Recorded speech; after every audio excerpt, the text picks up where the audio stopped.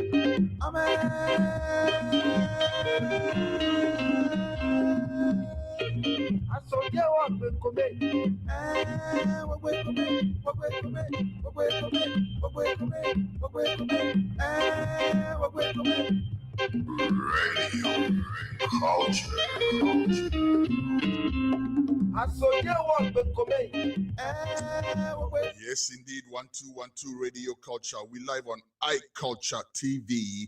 We're airborne. Go to our website, www.gnewsnow.com. Click on iCulture TV and you will be airborne with us. If you're on social media, we're also live on all our social media platforms. Well, not all. We're actually live on Facebook and YouTube currently.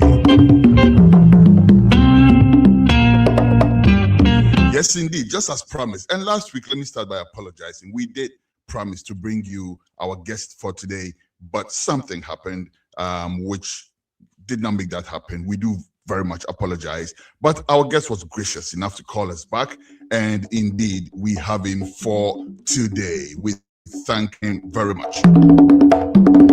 Radio culture. However, let me also be quick to mention that he's not able to join us on TV. We will make do with audio. Of course, that's the most important part, isn't it? Whatever he says is what we want to hear.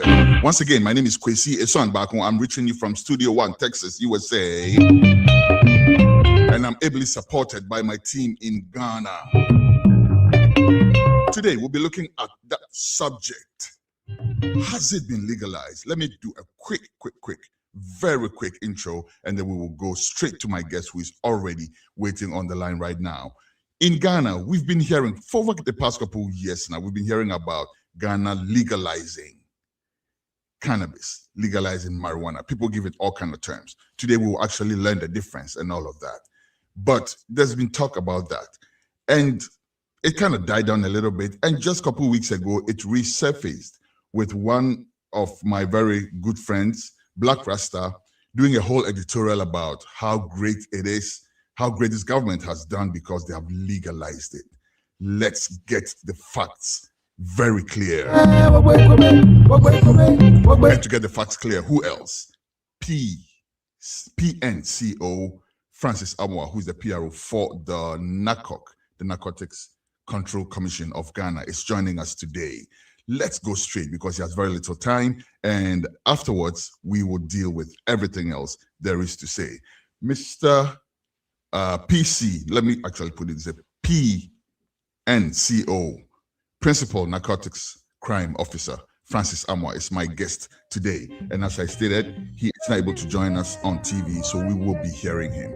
Thank you very much for joining us, PNCO, Francis AMOAH. Good morning, and it's good afternoon here in Ghana.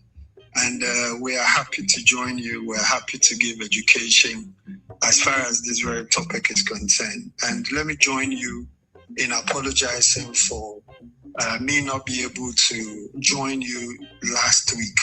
I think, as you rightly said, there were a couple of things that came up. That was why I couldn't join you. And I'm grateful that we could have the opportunity today to have a discussion on this very, very important topic. Kwesi, let me say that the PNCO, as you rightly said, is a Principal Narcotics Control Officer. Control, no crime. Yeah, no crime. Principal Narcotics Control Officer. And also, just a quick one, I am the Acting Director of Public Affairs, and when you come, there's a head PR and there's a Director of Public Affairs. So head PR is under the Directorate. So that is two quick things, but after that we can dive in and go ahead. Very much appreciated, Mr. AMOAH. And that actually sets the tone for a very, very educative and informative interview, I believe. Thank you very much once again for joining us. So first of all, before we and this is why I would have loved for you to join me on TV, because there's this video that I'm going to play for you 2 years ago, but at least you will hear. We'll try to turn up the monitors so you can at least hear the audio part. But 2 years ago, in this very studio, we had an interview with Seth Achampo, the Honorable Seth Achampo, and he said something which is why I thought it was very important to do this interview again. Here is what he said. Let's go and listen to him. Please bear with me 1 second. Newsroom. Okay.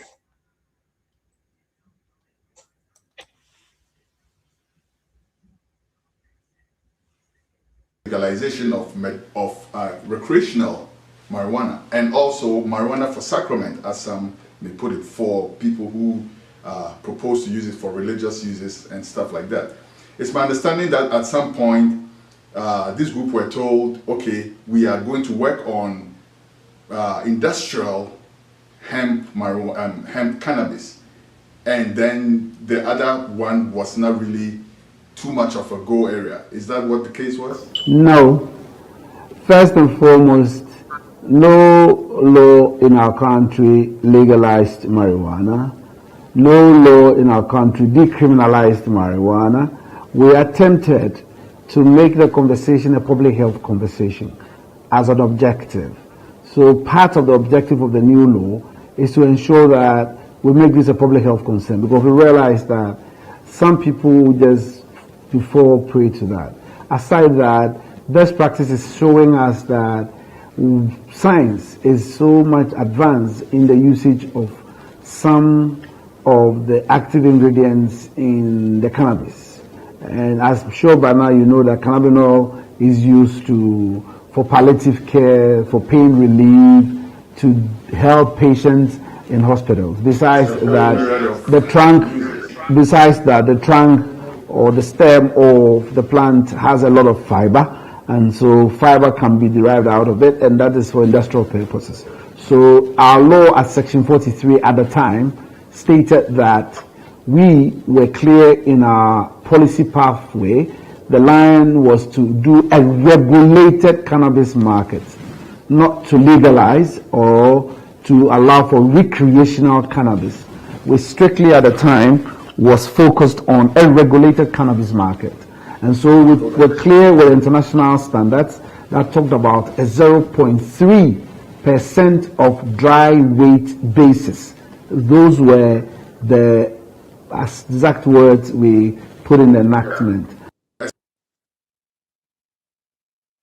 Okay, so now let's come back to the discussion and let's set it off with you, Mr. Wan.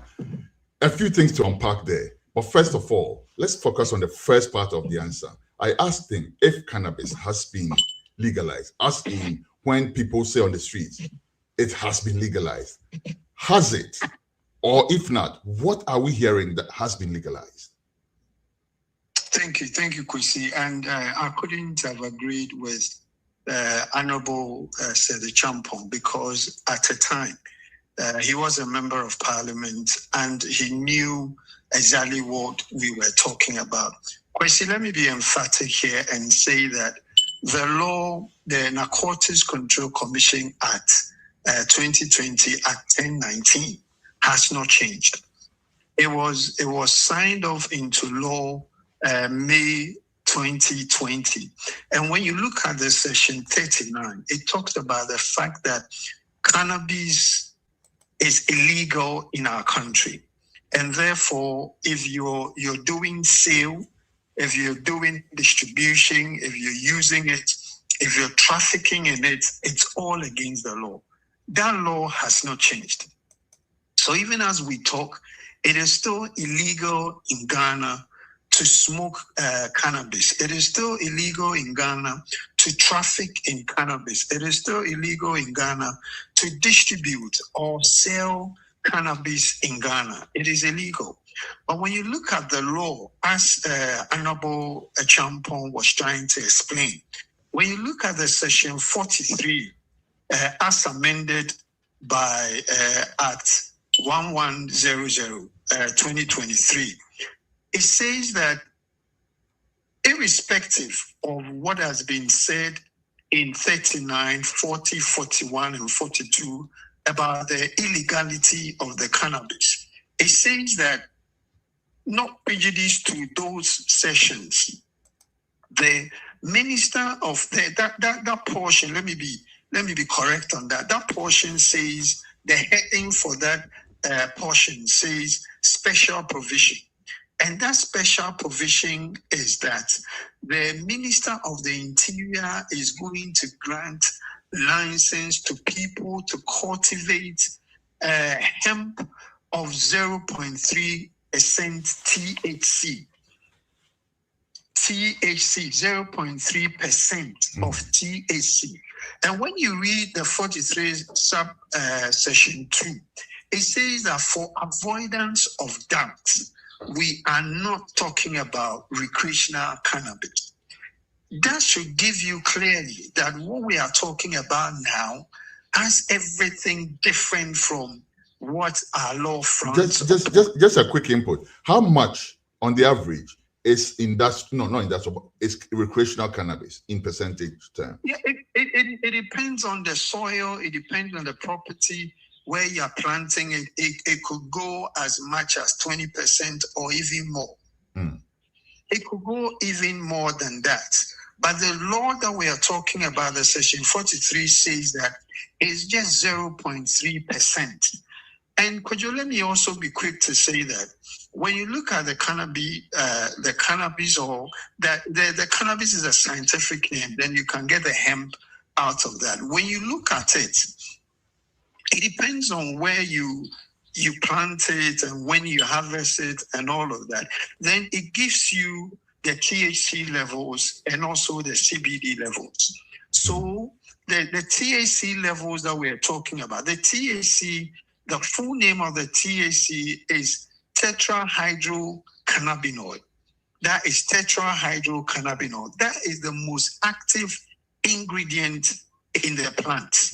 And when you take that plant can give you more than 400 chemicals in it. But the most active, which is a THC, that THC has a psychoactive properties.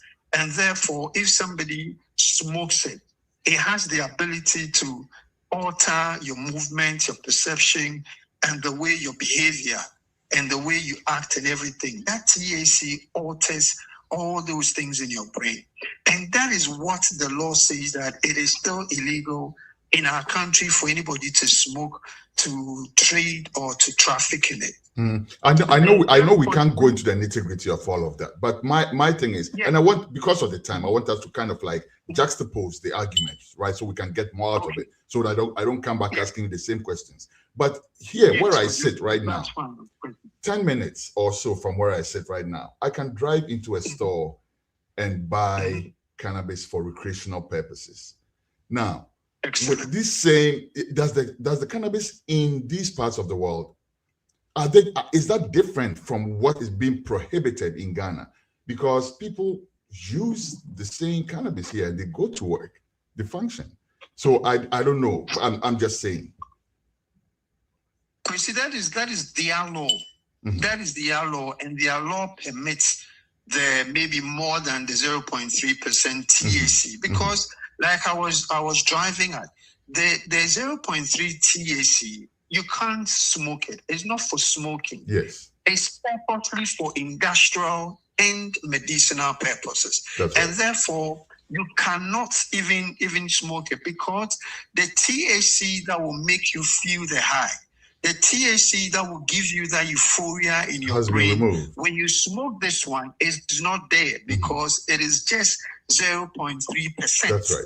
And therefore, our law is saying that you can only be allowed to cultivate the 0.3%, which is not the purpose of the law. Is not for recreational. It's not for anybody to smoke it, but only to get the benefits that other countries have been able to derive from the 0.3%. Kwesi, even as we are talking now, the 5 leading countries in the world that are doing the medicinal and then the industrial cannabis. You can talk of China, you can talk of India, you can talk of the USA, Canada, and then the Netherlands. All these countries are using the 0.3 in different ways that is benefiting their country enormously. So what we want to learn, and the path we are charting, is the 0.3 and not any other brand that has more than the 0.3% of THC. Okay, I think that settles the question for everybody.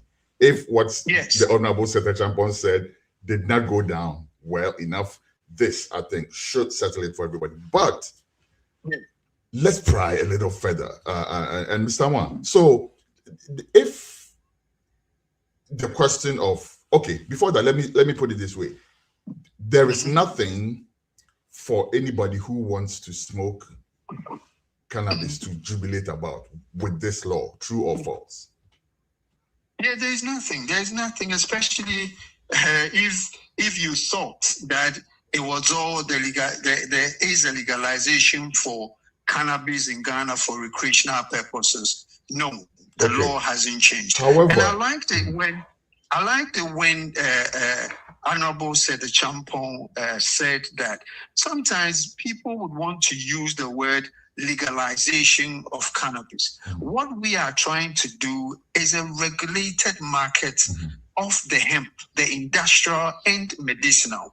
So it's not a wholesale legalization where anybody, even with the 0.3% that is going to be regulated, you will still need a license before you can cultivate.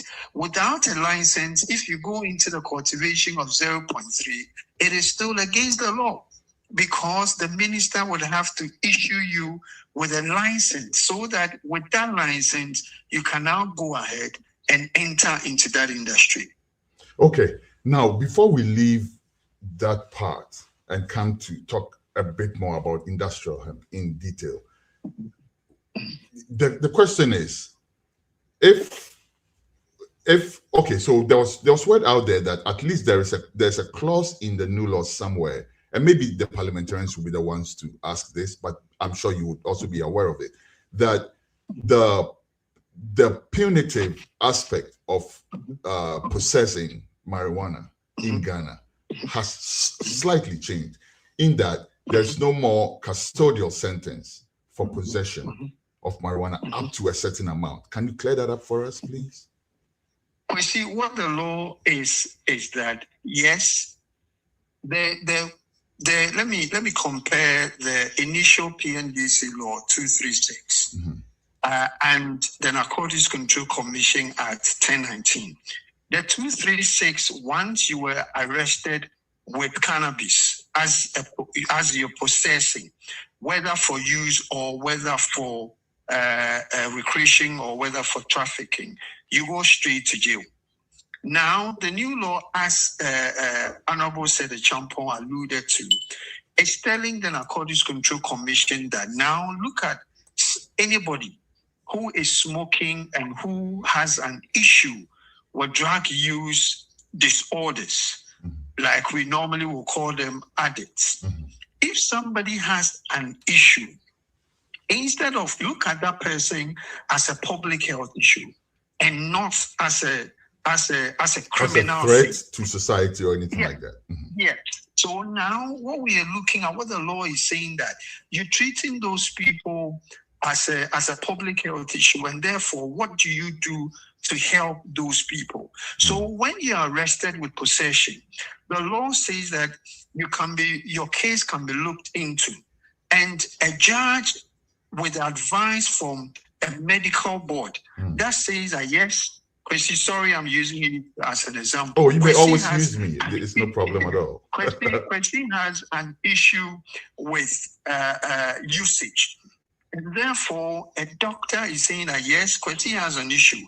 And the law is saying that instead of the judge sitting there and saying that Kwesi go straight to jail for 5 years, the law says that the judge can fine you a penalty unit. I think it's between 2,000 and 5,000 penalty units.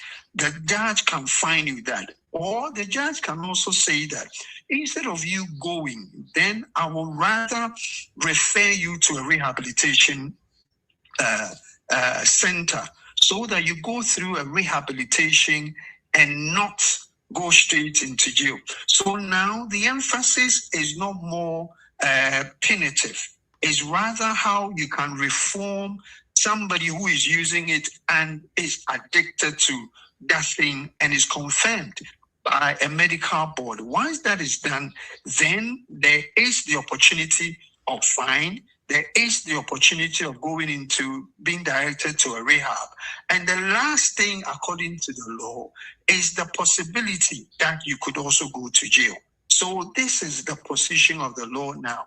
Once you're caught, the first option is not for you to go to jail. The first option, there's a fine to it, there's a rehab. Then the last option, which is also available, is the what do we call it? You being put to jail. So that's the part that beats me a little bit, because in my last interview with the Honorable Senator Champon, he wasn't able to make that too clear for me. I asked, how much does a person have to possess, for instance, to benefit from all these layers, all these tiers of possibilities to avoid jail? Yeah. How much is too much?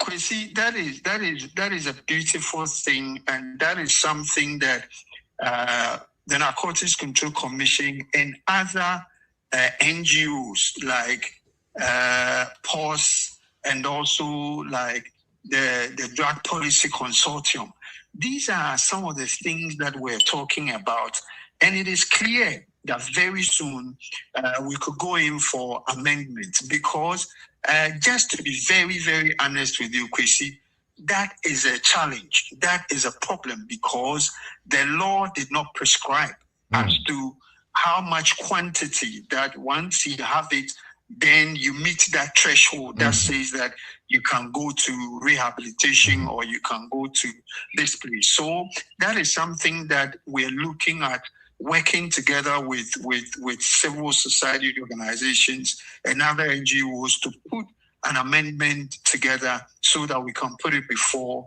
our parliamentarians. But having said that, like I said, I alluded to, at first, there wasn't that window of opportunity for users. But now that window is there. So once you're arrested, depending on the quantity like we are talking about, there is that window for you that you can go through that window and have some respite. But to be very honest with you and to be fair, that is a challenge in the law that we are going to make sure that we streamline, I guess. But until then, if somebody's caught up in a situation like that, then what happens? He's left at the mercy of the judge, who may fall back on a K clause to apply to this person. No, Quincy, not a K clause. I wouldn't agree with you with that. Not a K clause, because, like I said, the PNDC law 236/1990 is gone.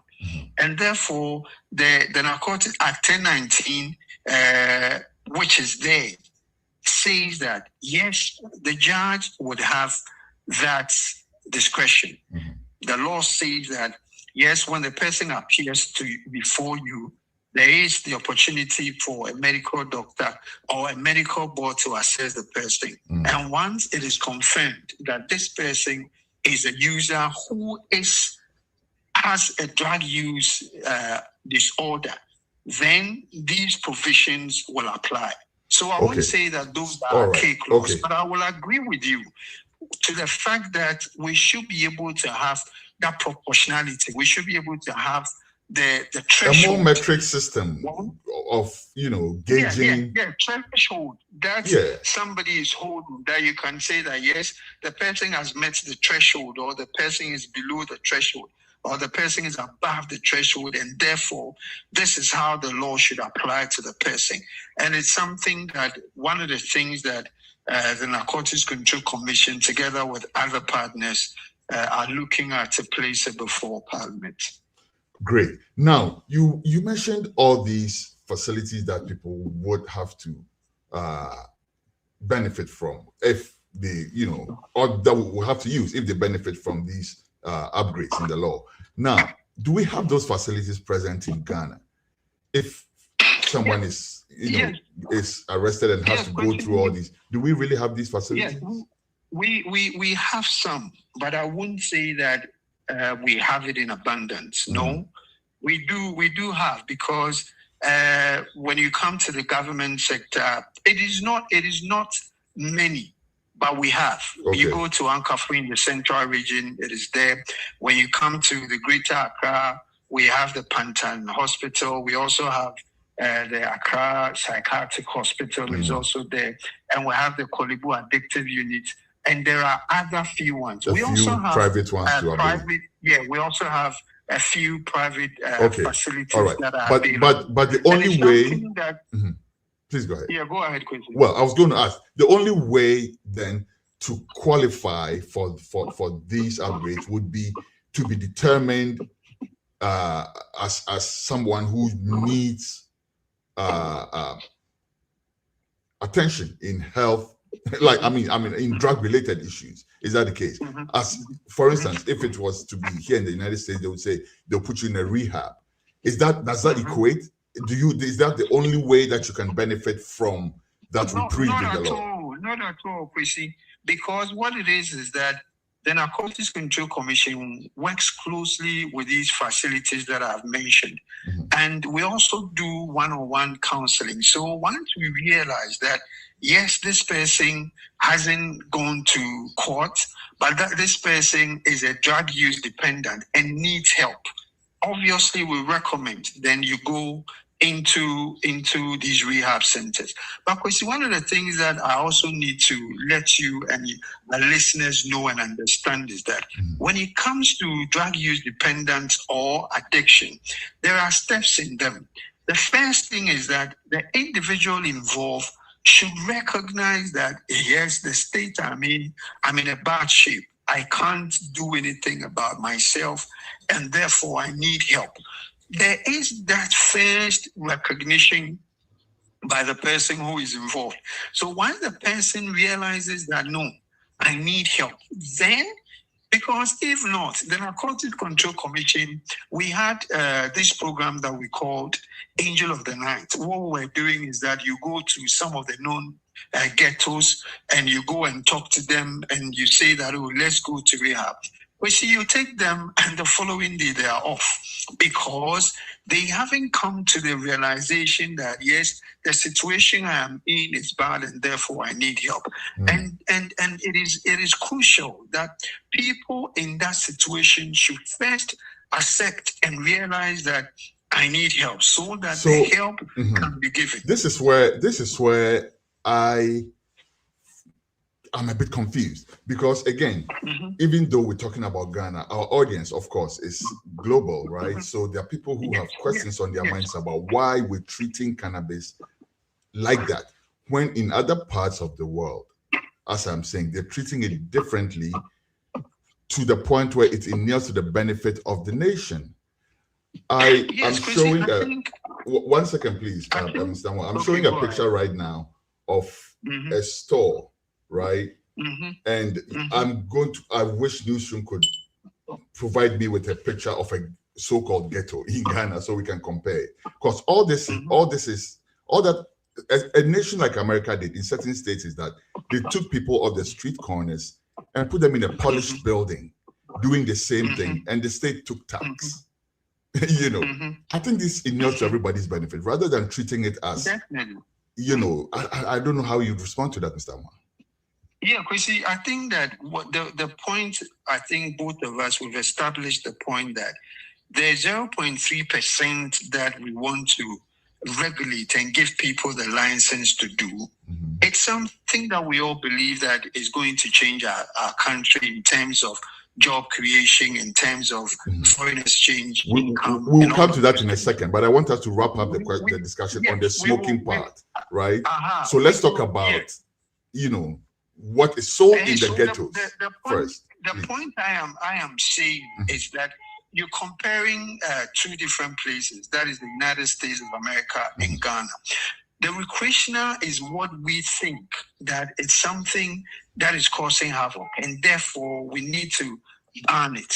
But in America, they have the facilities, and they think that even when people go into it, they can still make sure that those people are treated one way or the other. That is what we are doing. Is the NACOC looking at best practices in some of these countries, for instance? Because I know that crime hasn't gone up in the states that legalize it in America, for instance, right? Usage hasn't necessarily gone up, you know. So I'm just saying, is NACOC just interested in keeping the status quo as was handed down to us? Or is NACOC really interested in looking at best practices in other countries when it comes to that? I think the point both of us have agreed is that when it comes to the cannabis and it comes to the THC content that we're talking about, some is very high, 10, 15, 20 or more.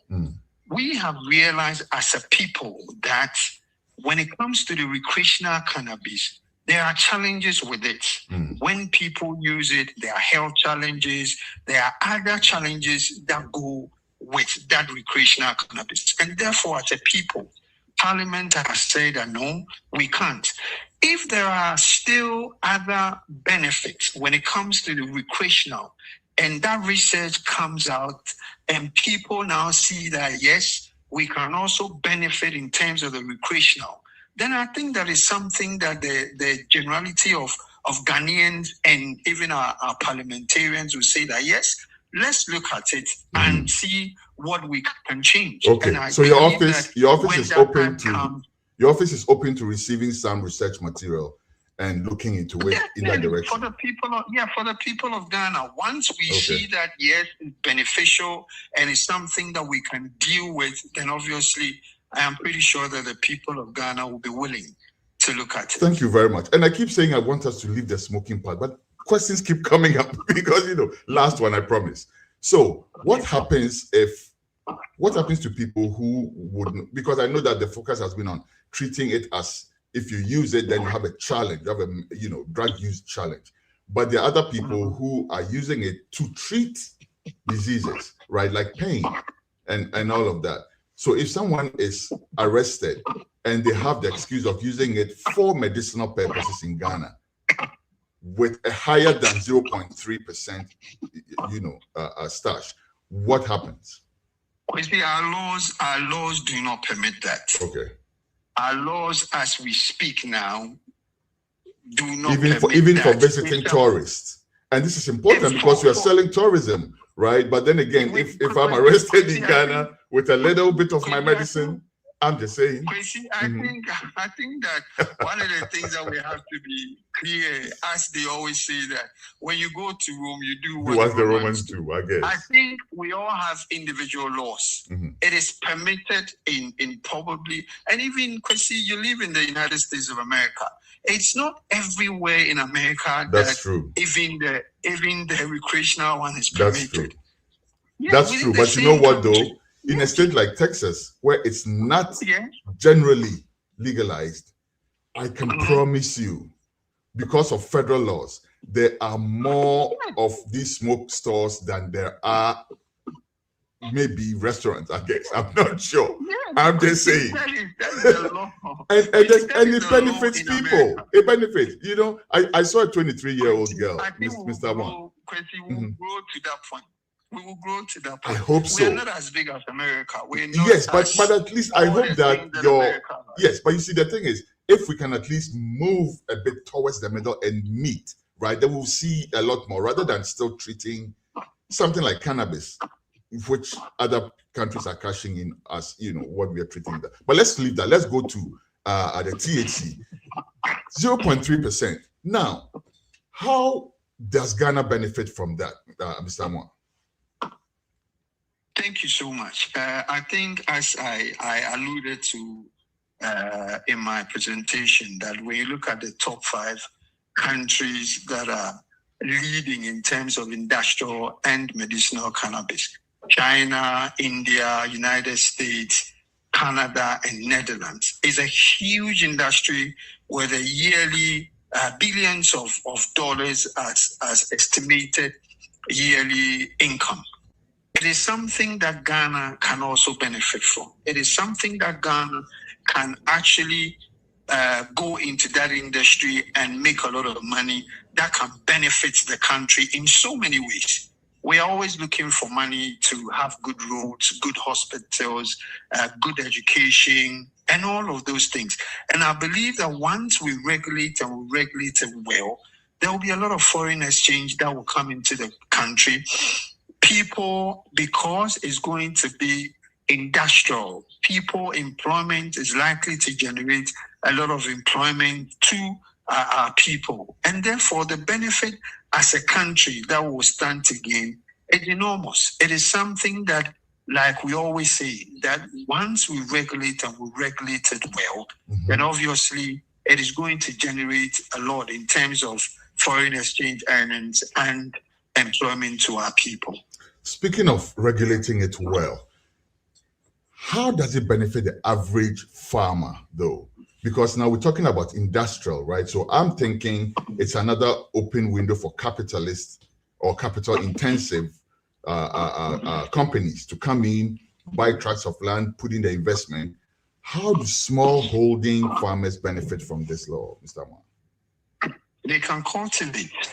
They can cultivate to get a license for cultivation and supply to off-takers, to industry, and to pharmaceutical companies. So we are very careful, because the law says that Ghanaians, those who are 18 years and above, I think that cultivation is something that they can go into it. Research is also something, and I'm pretty sure that, like the people you refer to, cultivation in large scale, it's something that can benefit all of us as a people.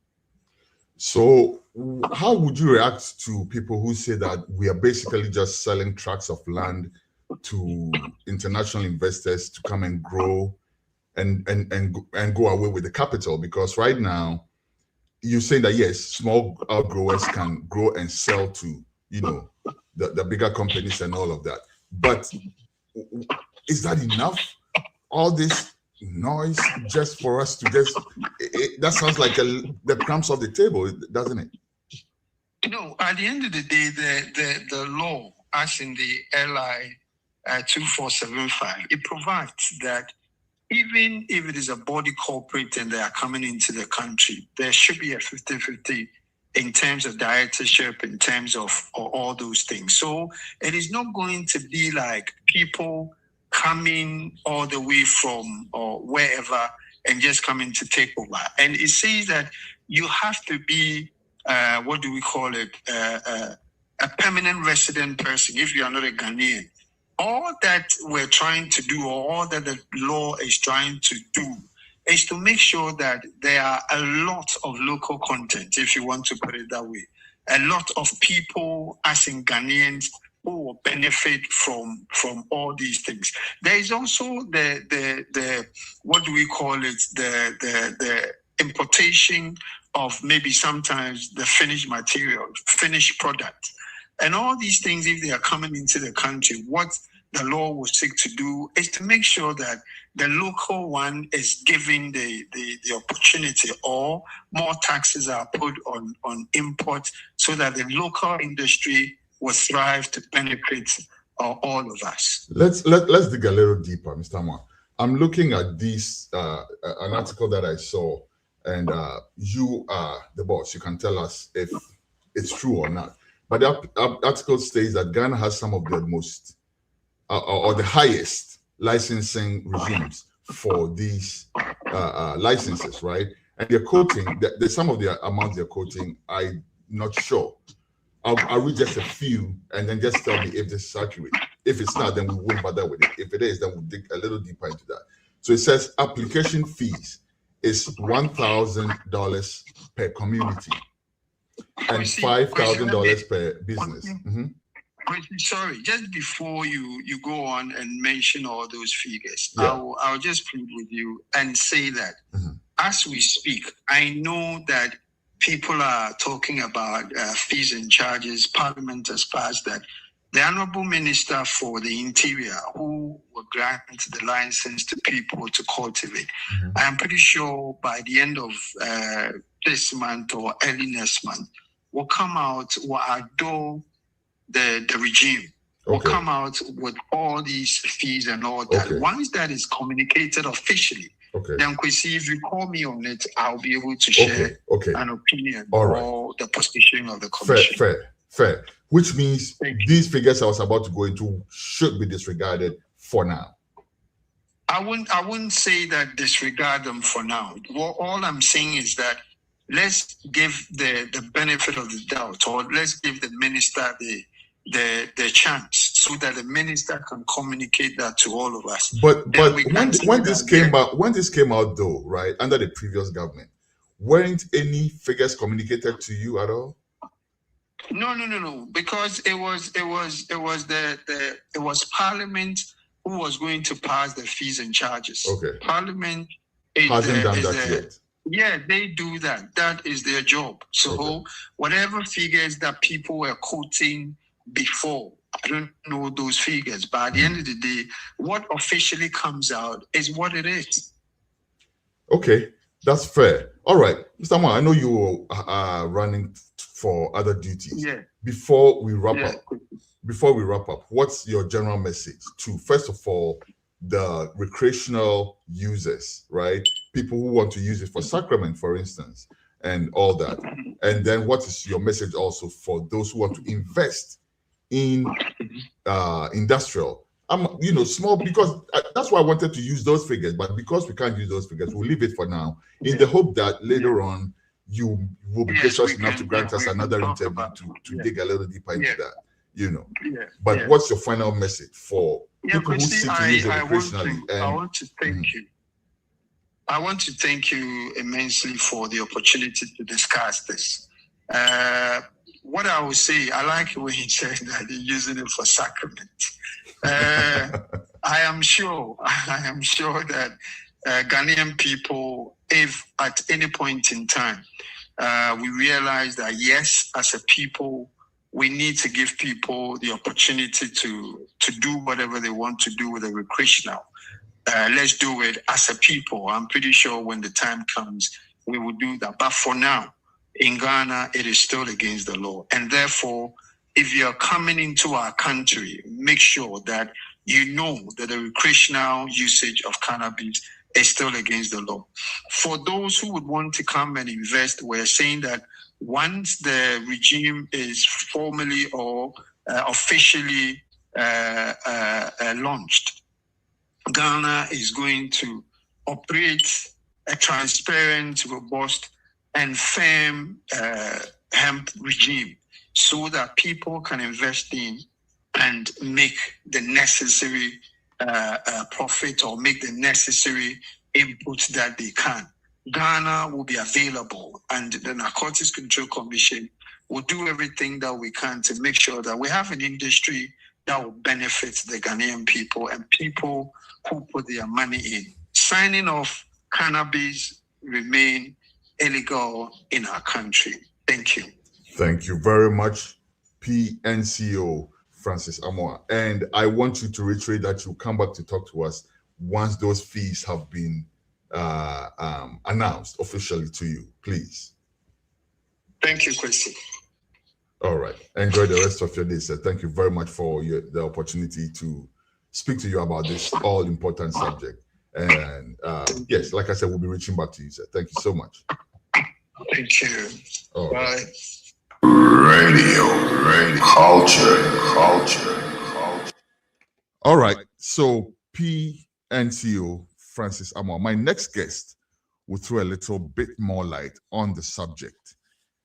And we will be back with him after this very short commercial break.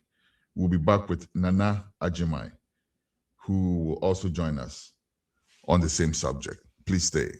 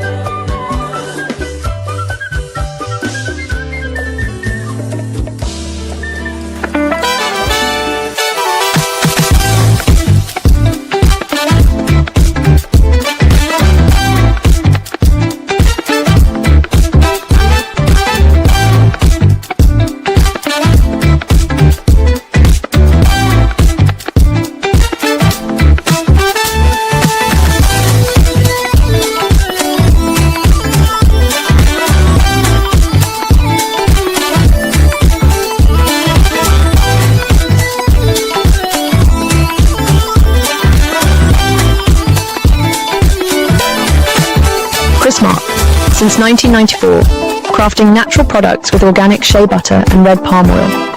All products are available on Walmart.com and Shopify, or visit our website at chrismark.com.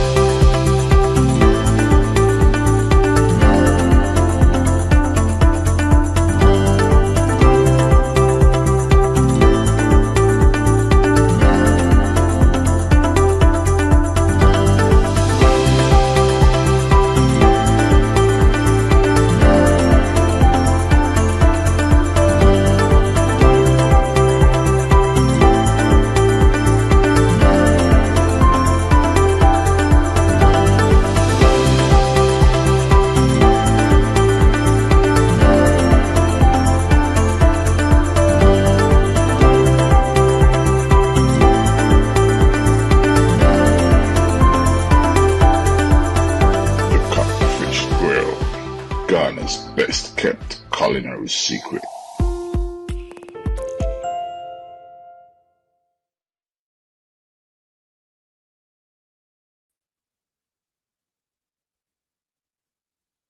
Radio, culture. All right. So let's go straight to my next guest as advertised. Nana KWAKU, who is from the Hemp Association of Ghana, is joining us on the show next. Nana, salam alaikum. Wa alaikum salam. How are you, sir? I'm fine, alhamdulillah. And Good. you? I am all right. Thank you very much. And That's thank you for great. joining us on the show. I believe you had the discussion with the my previous guest, Mr. AMOAH, from the Narcotics Control Commission. Now, my discussion with you is not going to go too much into the smoking part. We're going to focus on hemp fiber. Nana, you are a strong advocate for hemp fiber in Ghana. First of all, let me repeat that question that I asked my previous guest. Or is there for Ghana in all of this? You were just cutting out slightly, but are you talking about the benefits? The benefits. What's in it for Ghanaians? Okay, all right. Thank you very much, and good morning to your listeners. There are significant benefits in terms of the industrialization of cannabis with THC of 0.3. Apart from the cultivation, once it's cultivated, you can look at processing and manufacturing. Now, there is an item that's similar to concrete, but it's called hempcrete. And hempcrete, you can create the same types of blocks that you can from concrete. And the building that you're in, for example, can be constructed from hempcrete. In fact, in the United States, there are several buildings across the United States that have been constructed using hempcrete. Now, hempcrete absorbs carbon dioxide. And in terms of the climate change and the overheating that everyone is talking about, it helps everybody. Whether you're living in a property constructed of industrial hemp or not, because of the fact that it absorbs carbon dioxide. So it's cleaning the air, it's purifying the air, it's reducing the carbon footprints in the air, which is good for everyone. So there's hempcrete. You can also produce hemp wood, which is 20% stronger than the wood we use at the moment as taken from the trees. You can also produce hemp charcoal, which in the rural areas of Ghana, as you know, it's something that rural folk use a lot. And if we are growing hemp to produce charcoal, then the issue of deforestation is also crucial, because rural folk now will not depend on cutting of trees and cutting of branches to produce hemp charcoal. You can grow an acre or so of industrial hemp and produce charcoal which burns much more efficiently and lasts much more longer. In terms of textiles, well, I'm sure you're aware that the Chinese have taken over our textile industry. In Holland too, they produce wax products, wax textile products. And so this has rendered the textile factories that we have in Ghana not totally obsolete, but not far from it. I've been to the Volta Star textile factory, which used to employ 3,000 plus people. There are less than 150 people there now. And the machines that are there were there since the time of Osagyefo, Kwame Nkrumah. And so they're not competitive anymore. And the funds that are required to regenerate that facility run into hundreds of millions of US dollars. And so it's just dormant. Now, hemp textile, we call it bast, hemp bast. You can combine that with cotton, with wool, with other synthetics, nylon, etc. And essentially, it could revive the textile industry. So that's another way we could benefit. And in terms of cosmetics, you know, you have the usual. You've got toothpaste, you've got the soaps, you've got the creams, you've got the hair balms, etc. They're all a part of all the these industry. general benefits, right? I'm trying to figure out with the new law, which is we've been talking about for a while now. If I'm a Ghanaian, I have the average Ghanaian in terms of the ability to invest, to make or to take advantage of this law. How feasible is it? How real is it? Well, it's real, but towards the end of your discussion with the PRO from NACOC, you tried to touch on the issue of the licenses. And you didn't go any further, really, because the PRO suggested that we wait until the minister makes the announcement.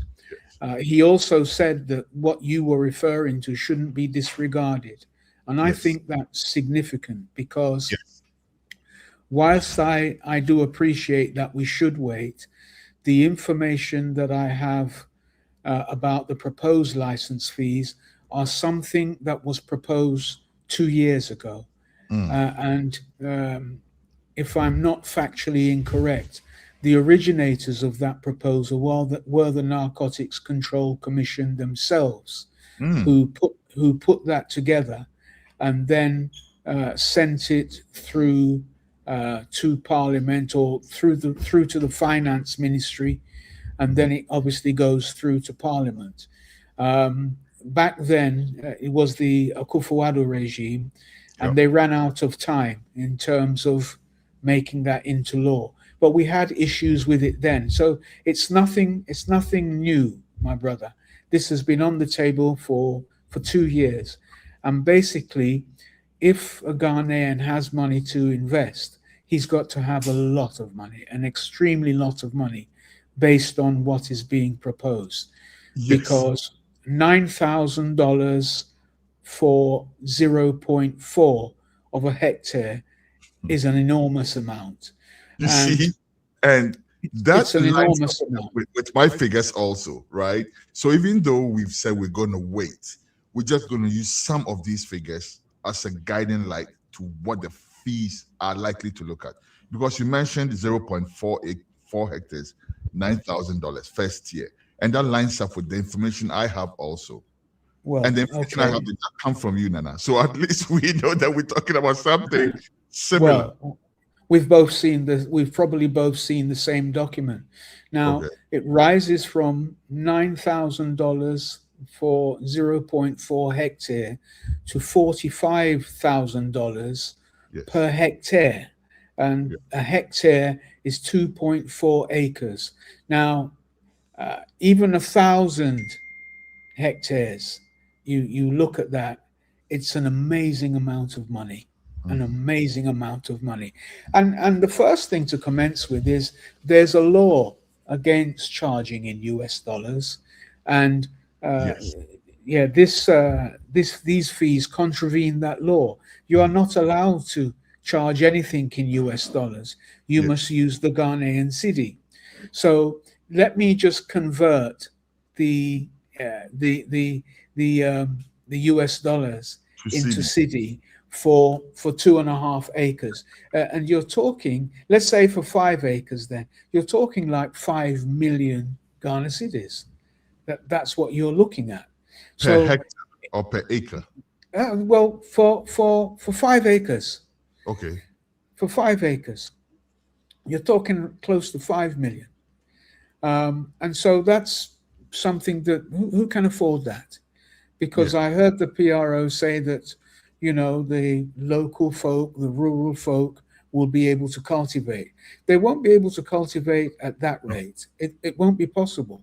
No. And If furthermore, if the license alone is a non-refundable fee of $1,000.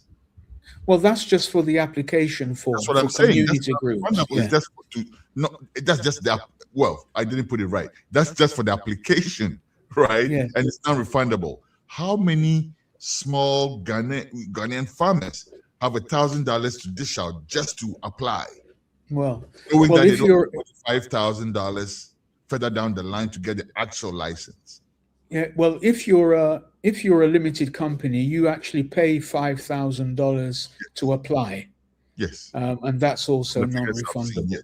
So the issue of fees is it's a big thing, and yes, we should wait until the minister announces. I really do hope that when the minister makes the announcement, that these fees are completely different.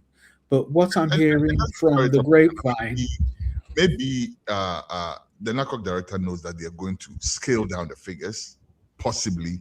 Maybe they've, you know, got feedback that it's a bit, you know, enormous or exorbitant, and maybe they're going to scale it down. Or maybe just our advocacy will let them do so. But Nana, you are advocating for hemp. I'm assuming that you are an investor, or you plan to be an investor in that area. Are you positioned well enough to invest in this area? And because if you're making the money within Ghana, then everybody's happy, right? Because what I'm looking at is a possibility of capitalist-oriented, you know, multinational companies buying tracts of land in Ghana, putting in the money, and growing hectares and hectares and hectares of marijuana or cannabis or whatever you call it. I think you have to refer back to what the PRO said. You have to be living in Ghana, and your partners have to be Ghanaian. You can't just come into the country and just do that. And I think that's one thing that works in our favor. Finding a Ghanaian partner is not difficult. We all know No, this. it's not going to be difficult. It's not. I mean, those who do galamsey and all those things, they find Ghanaians to work with. Yeah, I understand. Legal, right? And talk Yeah, less of I understand. it's very much easier to get I partners. understand. I mean, that's something that we'll have to suck it and see to see how that works. In terms of our readiness, on paper, we're ready. We've been talking with investors who wish to come and partner with us. And as it stands at the moment, it looks good. The only thing that is a deterrent to them is that we have 15,000 hectares. And so there's a big discussion about whether we try to license all of that or whether we scale down the operation. Because if we said to them, look, let's license all of it, they wouldn't be our investors anymore, because 15,000 hectares amounts to over $500 million US. And that's without purchasing equipment, that's without clearing the land, that's without purchasing seeds, that's without employing workers. So, you know, so it's not business. It's not business. It wouldn't be worth it. So even for us at Hempire, we have to scale down. Even though we have the land, we have to scale down very significantly so that we can afford the fees that are being proposed at the moment. And of course, if it changes, fine, then we can scale back up. But as it stands at the moment, when we have discussions with our investors, we have no choice but to be transparent with them and say, this is what we've heard the fees are going to be. And, you know, and they take a step back and say, oh, you know, it's not workable, it's not feasible. And we understand and we respect that. So we're waiting. Let's see what the minister says. Personally, I doubt that he's going to say anything any different, because the argument that has been put forward is that they would like to deter people from applying. They don't want too many people in the industry because it's a new industry. And there are lots of fears about people taking advantage of the industry and trying to cultivate marijuana instead of industrial hemp, and whether or not they can distinguish by looking at a plant whether it is industrial hemp or marijuana. There's so many different phobias about the whole thing.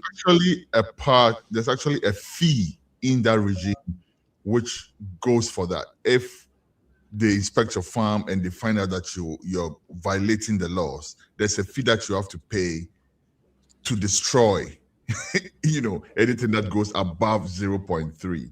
But again, these are all, for now, let's say these are all conjectures, right? Until they are made official. I tell you, one of the things that really gets my goat is, you know, the Narcotics Control Commission has prescribed 0.3 THC, and 0.3 THC means that what you are growing is non-narcotic, and it is also non-psychotic. Yes. Yet, if you look through what is being proposed, they are actually proposing that if a farmer cultivates industrial hemp and then wants to transport it from A to B, that farmer must be accompanied by NACOC security, armed security, who will then charge you $2 per kilometer. And I'm wondering, why should that be the case if what you are transporting is non-narcotic and non-psychotic? Because that means it's not a drug. Basically. Now, why is it even under the Ministry of Interior? Why is it not under the Ministry of Agriculture? Well, I mean, I've asked that severally. And one will allude to the fact that it's national security. It's something that, you know, impinges on national security, and so the Ministry of Interior has to take lead over it. We've not spoken to or seen anyone in any of the parliamentary subcommittees, in any of the committees that have been discussing this from agriculture. No one whatsoever at all. We've neither seen them, we've not heard them, nothing at all.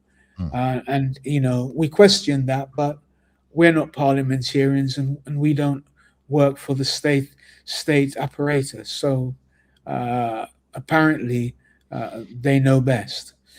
But, you know, there are lots of issues, and I was happy to hear that the PRO said that we're looking at amendments, because quite frankly, the legislative instrument has a lot of anomalies within it. It has many, many anomalies within it.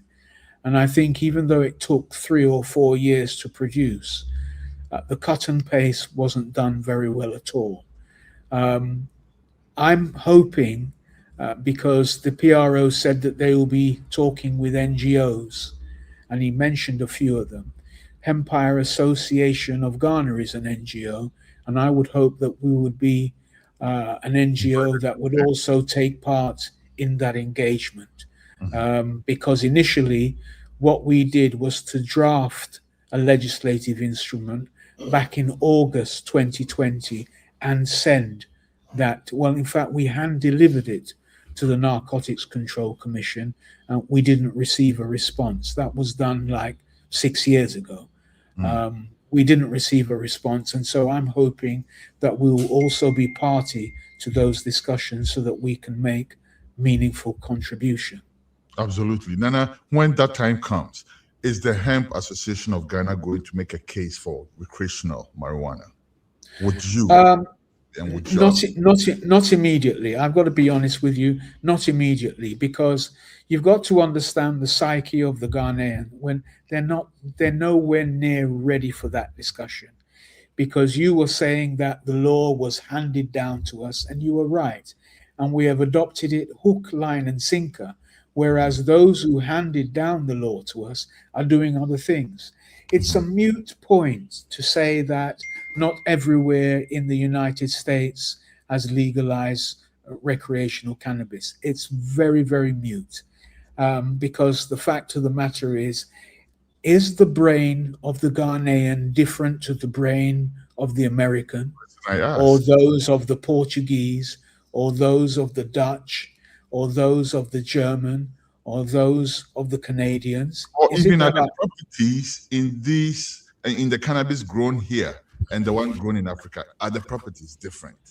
No, they're absolutely the same. They're absolutely the same. But look, I mean, I've adopted the approach that we take one step at a time, Shah Beloved. I've got to be honest with you, because if we had tried to push the issue on recreational cannabis, we wouldn't have got this law through at all.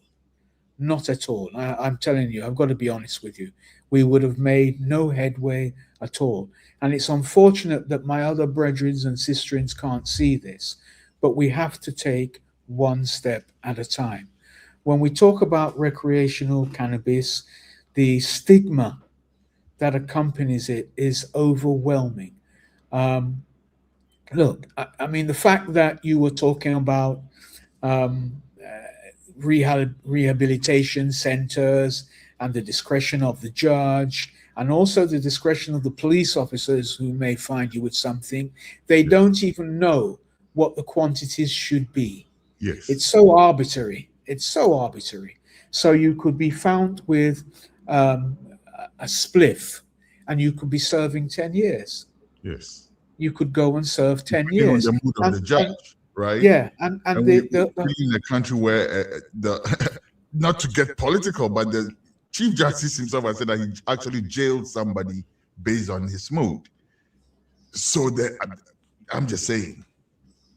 Yeah, well, you see, the fact of the matter is this. We have been cultivating marijuana in Ghana for over 100 years. It's not anything that is new to us. We've been doing it for over 100 years, and people have been smoking marijuana for as long as I can remember.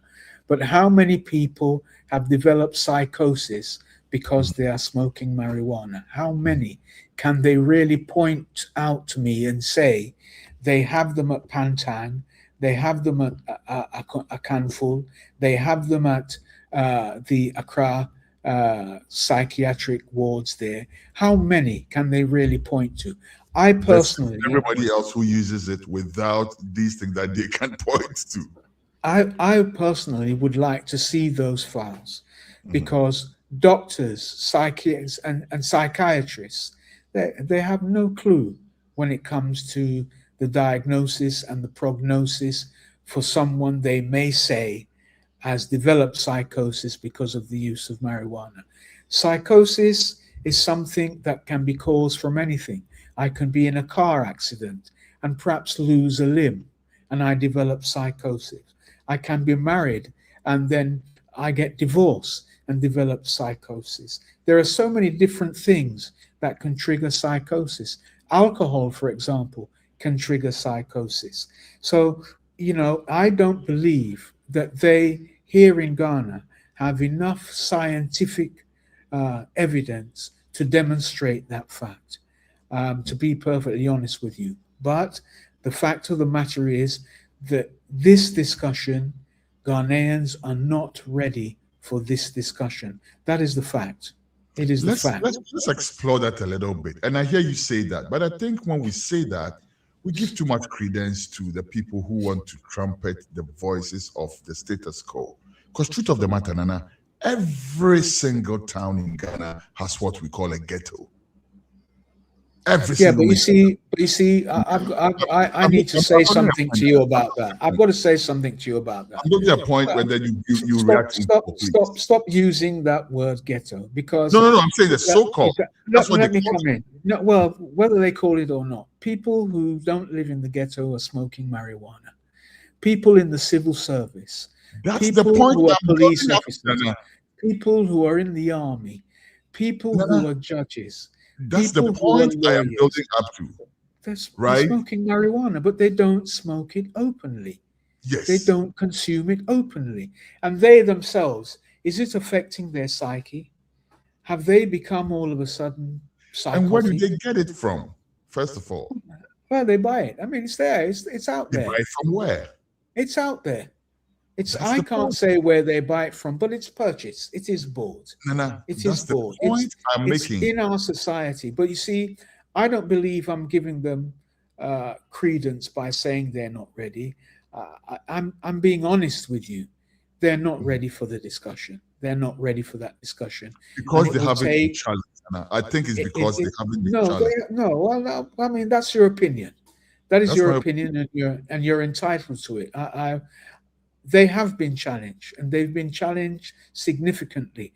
And because Where? they are the ones, we have challenged them, and because they are the ones who have the power, we believe that it is important to withdraw instead of having them raise their shoulders and block the entire discussion in its entirety so that we wouldn't be at this position. You have to know how we are as Ghanaians.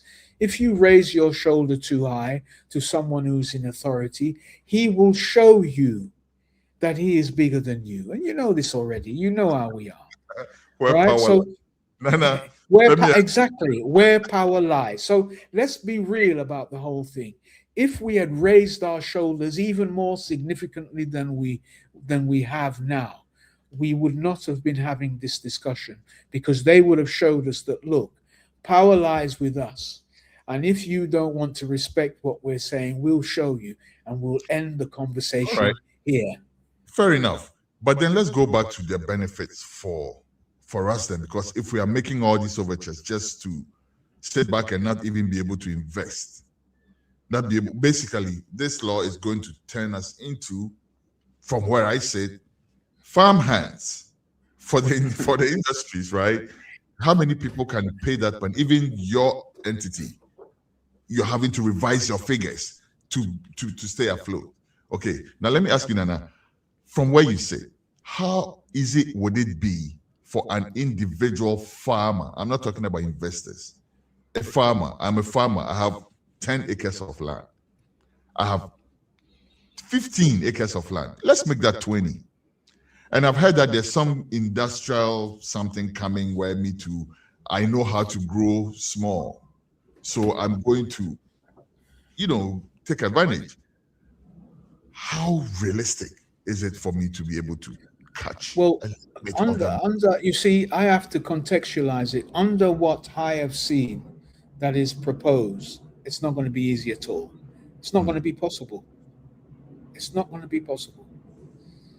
I've got to be perfectly honest with you. You've got 15 or 20 acres and the license fees are what we've discussed. It's not possible for you at all. You're not going to be able to meet that standard. That's the truth of it. But I don't believe that we'll become farmhands, because once the fees are announced, if it is, as we've both gleaned from documents that we've read independently of each other, then that will have to be challenged. Now, the Mahama-led government says that they're a listening government. That's what they proclaim. They are a listening government. And so we will have to put together the arguments that demonstrate that even though we're about to launch the cannabis industry, that these fees and charges directly discriminate against rural farmers, against indigenous Ghanaians. And that being the case, I would like to assume that Mahama's government, through the Ministry of Interior and their state-owned enterprise, NACOC, would listen to us. and from listening to us, they would then engage us to make the changes necessary that would make it a reality for us as indigenous Ghanaians. That's what I would like to assume will take place. But there's no chance of us becoming farmhands, because if what is being proposed is what is announced, we will challenge it. There's no two ways about that. It will be challenged. It must be challenged, because, you know, let's look at it this way. We have the bauxite, we have the gold, we have the oil, we have the cocoa that everyone's been talking about, and various other minerals that are produced here in Ghana. And I've got to be honest, they've all been mismanaged. They've all been fleeced by the powers that be. They have not been in the benefit of local Ghanaians. They've not benefited us at all. They've not benefited the economy at all. And we cannot allow this industry to face the same kind of traits that has been going on for many, many decades. This will be challenged. There's no two ways about it. It will be challenged. To the point where it will be possible for me to invest with my 20 acres? Absolutely. It has to be. It has to be, Jah beloved. There can be no compromise on it. There can be no compromise on this at all. If it discriminates against the indigenous Ghanaian, then it is not in the benefit of Ghanaians. And this PRO has said on other platforms that this industry is for Ghanaians. He has been explicit in saying that. And so if the fees and charges discriminate against the very people that this industry has been established to serve, it's a non-starter. Yeah. It's a non-starter. I totally agree with you. Nana, thank you very, very, very much. This is an ongoing discussion. We're just scratching the surface. We're waiting for those figures to come out, and then based on that, to have a more extensive discussion. And also,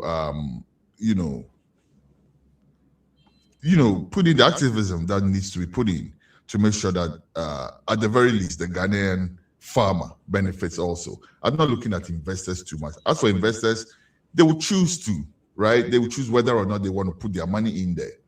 But for the farmer who's, faced with growing corn when his neighbors are growing something that fetches more money, we need to stand up for them also, right? Yeah. And our final words, please, before we go. Well, I think what's important, the other aspect that's important is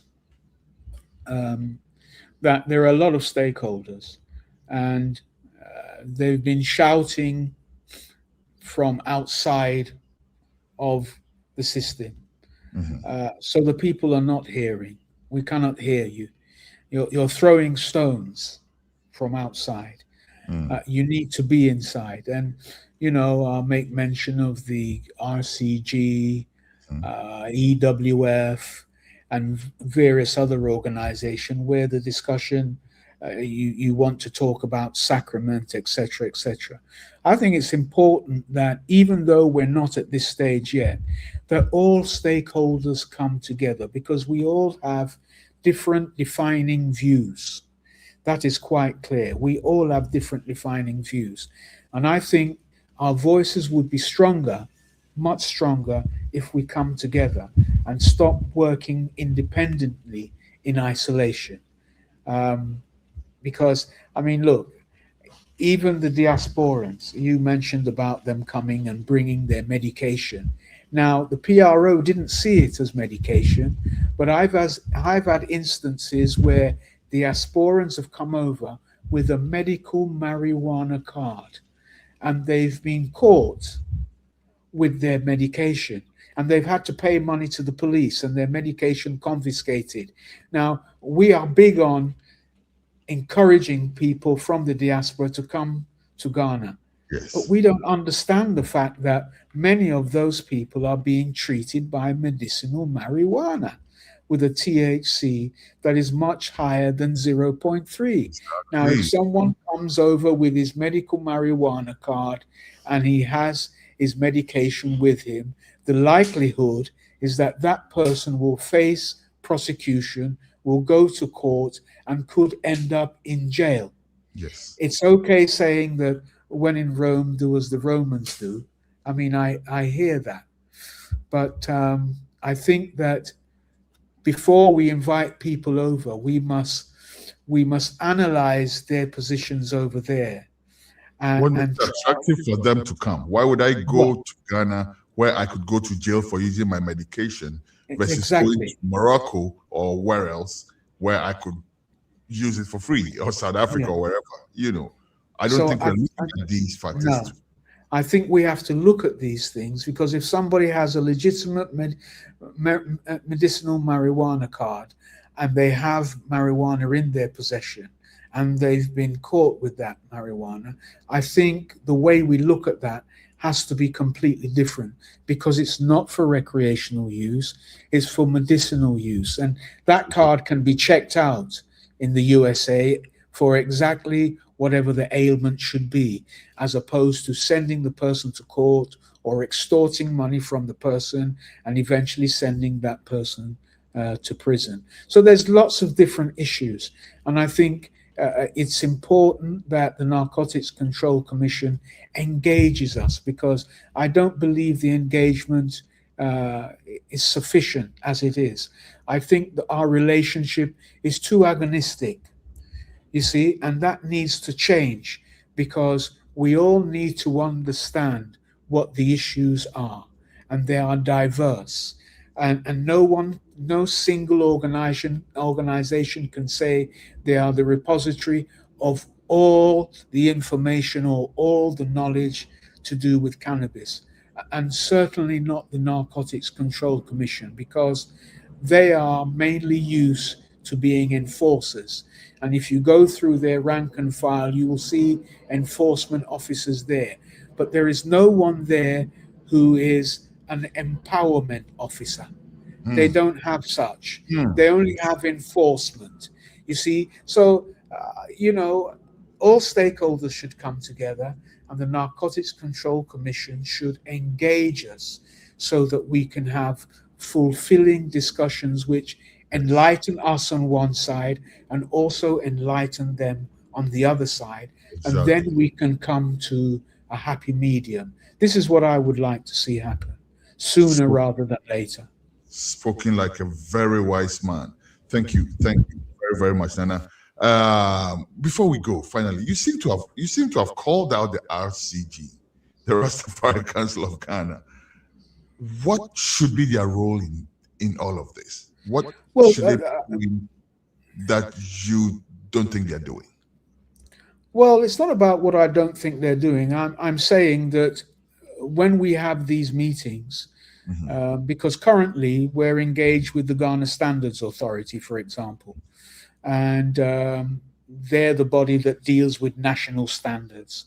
NACOC is also on this working committee, and other stakeholders are also on this working committee. But there's no representation from the RCG, there's no representation from the EWF or any other stakeholder. Well, you can't invite someone you don't know about. And this is why I'm saying, if you're standing outside throwing stones at a building. But if you are seeing the stones, you probably know who's throwing it then. No, the issue is this. I mean, what do authorities do when you start throwing stones? They call the security agents to clear those people away. That's what they do. Do you understand? And I'm saying that I could have been outside throwing stones. Hack could have been outside throwing stones, but we decided to enter the building and dialogue with the people. Fair call. Very fair call. But you're saying, so what would be these stones that you see being thrown? Is that the suggestions that you hear coming from the RCG in terms of free up recreational marijuana? Is that what you're calling stones? Yes. I think you've got to be inside and have the discussion with them, because the stigma is too great. Even the media, when the media discusses about the law, the images they portray on their screens are of joints. They don't show industry. They don't show hempcrete. They don't show charcoal. They don't show cosmetics. They don't show hemp wood. All they show is joints and people smoking weed. That's all they do. So they reinforce the negative stereotype about the whole thing. And so if you want to break down that stereotype, that negative stereotype, you must come in and sit around the table, no matter how painful it is to you. This is a process that you must take on board, because it's only through that way that you're going to make the changes. No demonstrations or anything like that is going to make any change. You have to come inside, sit down around the table and make your point, your argument constructively and as concise as possible. That's what you have to do. So then now let's move it forward. And now that we know this, are you going to, the next time that you are in the building, suggest that the Rastafari Council Ghana be invited? Because again, I think that you cannot go to a meeting that you haven't been invited to, right? And are you saying that because they're not visible enough? But I think that if the stones are being noticed, then at least you know there's somebody who should be at the table who, instead of doing that, is throwing stones. Well, not necessarily, because people can just throw stones. People can just throw stones. No one's going to assume that you're sitting there and someone's throwing stones. I'm saying to you that what happens is they call the security service and they say there's someone out there throwing stones. We don't know what they're throwing stones about. Go and clear. About that, it's a much wider discussion, because again, people are free to call for the freeing up of medicinal. Of course, come around the table. Come around the table. That is where the discussion is being taken place. Instead of, clear the people who are calling for that. Instead of come around the table, Jah beloved. You can't push me into a corner about this. Come around the table. I'm not trying to push you. No, well, okay, no problem. I'm just saying. I'm saying is that come and sit around the table. The RCT needs to be invited to whichever come table. and sit around the table. How do you think I got invited? I came in initially. I wasn't invited. 6 years ago, when we established Empire Agri Ghana Limited, I wasn't invited.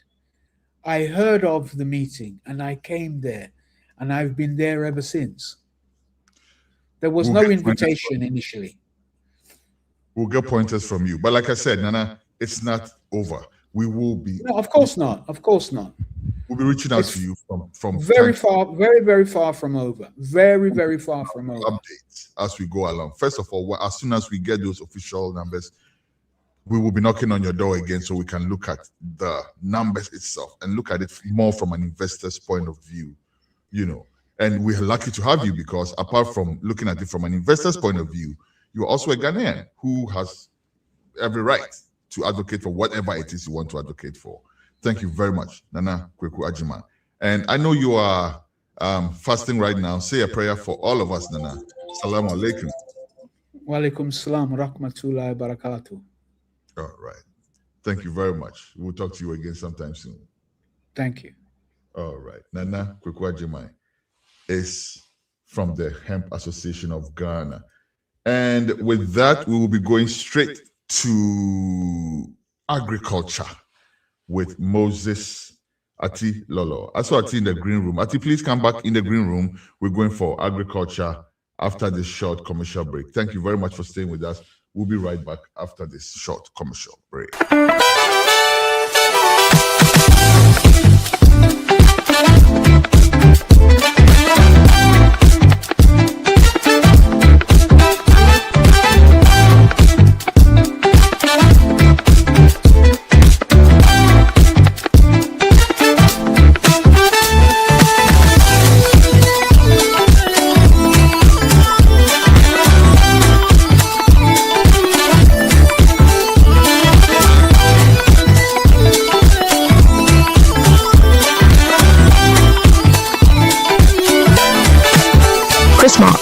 Since 1994, crafting natural products with organic shea butter and red palm oil. All products are available on Walmart.com and Shopify, or visit our website at chrismark.com.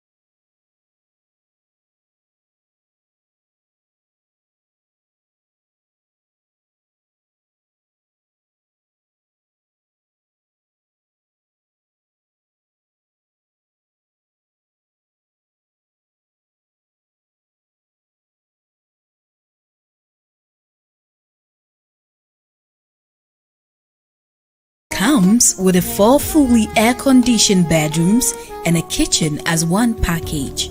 Our luxury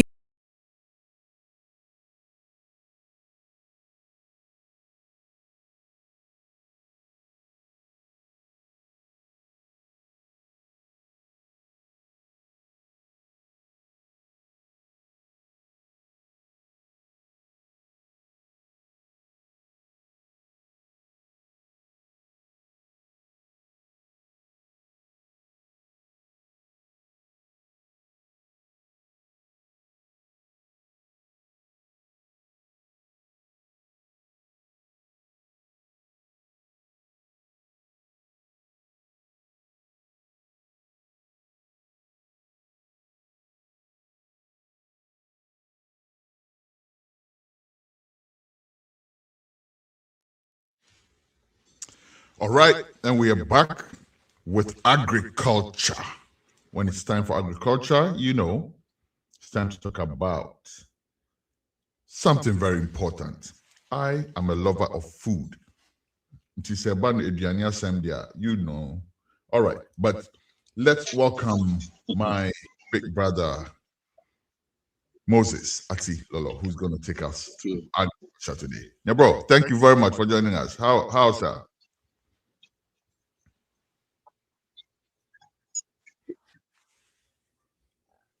Oh, Lolo. by the grace of God, we are doing fine. Oh, good. It's good. a long time.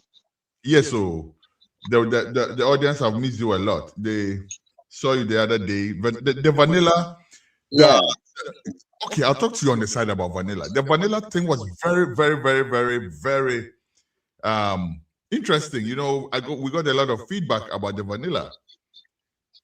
You know, the piece that you did on the vanilla. Mm-hmm. Yes, and we have some people who are, you know, who want more on that. So I believe at some point we will revisit vanilla. But for today, you have a different topic, Okay. right? Yeah. All right. Please take it away. Today I want to talk about vegetable farming in the main season. You know, vegetables are always used in cooking every day.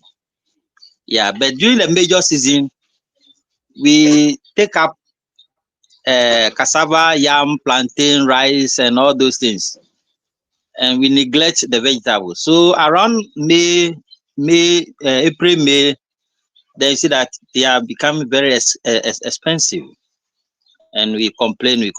Then we all go into it, and then there's a glut later. So what I want to advise farmers is that you can go into to do your cassava, your maize, and your yam, your rice, whatever, but then leave some space, at least about a quarter or half an acre, and do the vegetables too. Yes. That's what I want to advise farmers for this major season. Yeah, in about a month's time, the season will be on, at least from where I am here.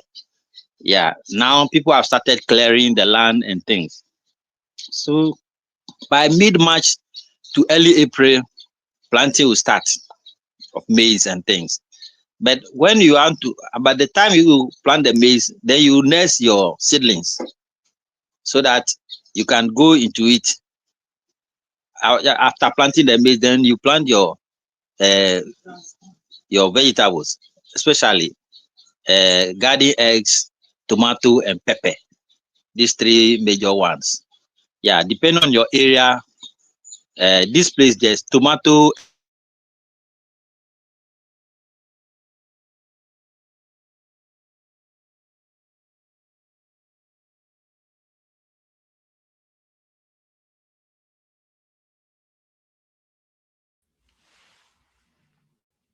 Radio culture.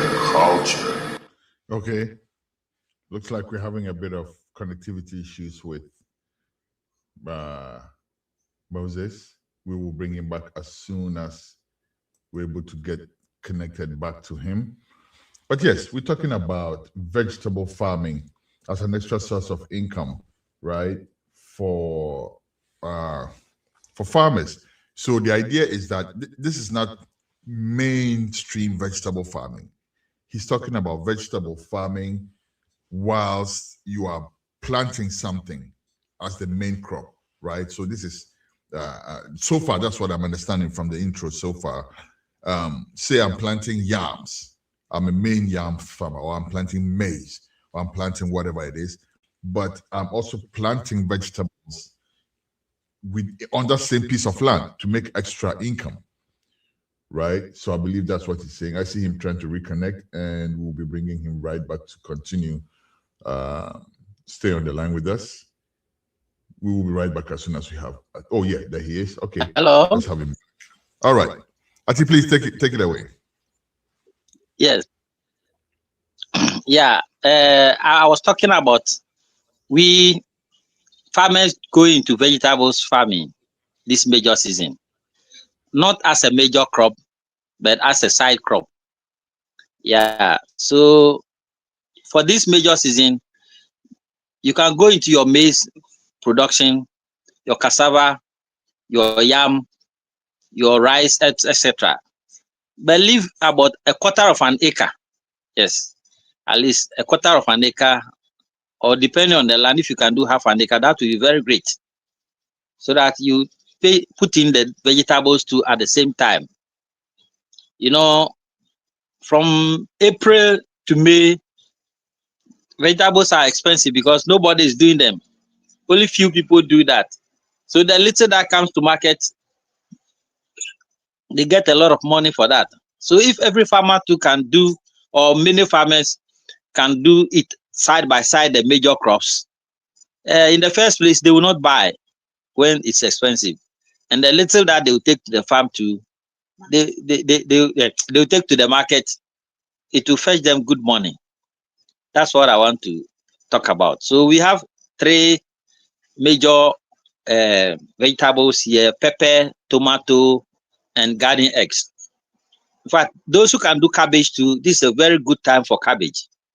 Yes, so that you do it side by side your major season crop, and it will help you very much.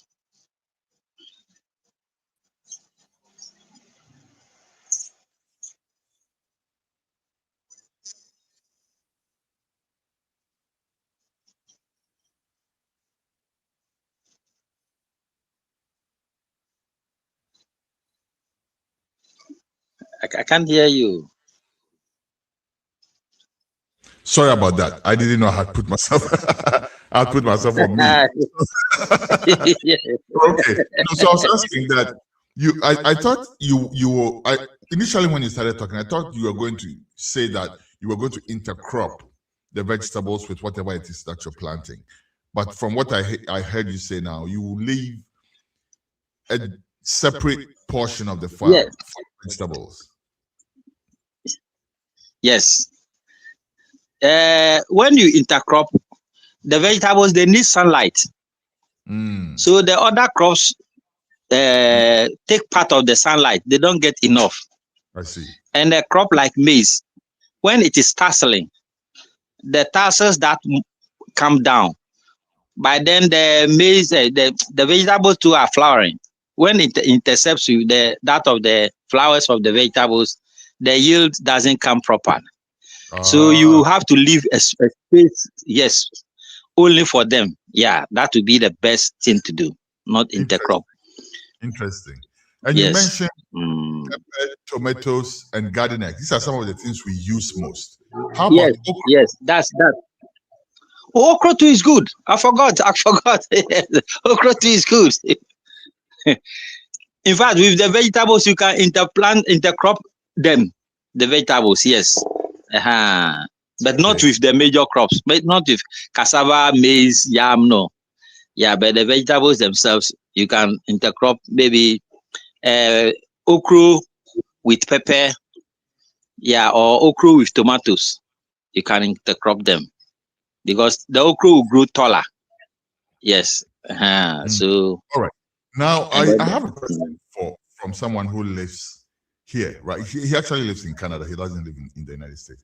He's asking if you're growing some vegetables in your house, right, in your backyard, say in flower pots, for most of, these will be growing in flower pots.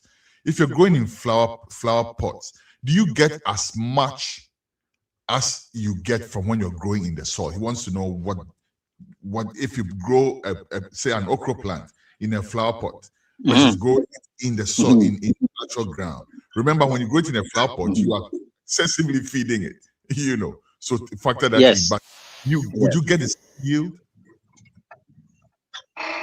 Yeah, it depends on the size of the pot. If the pot is little, that means the nutrients will not be enough for the crop. Yeah, so the pot must be an average size.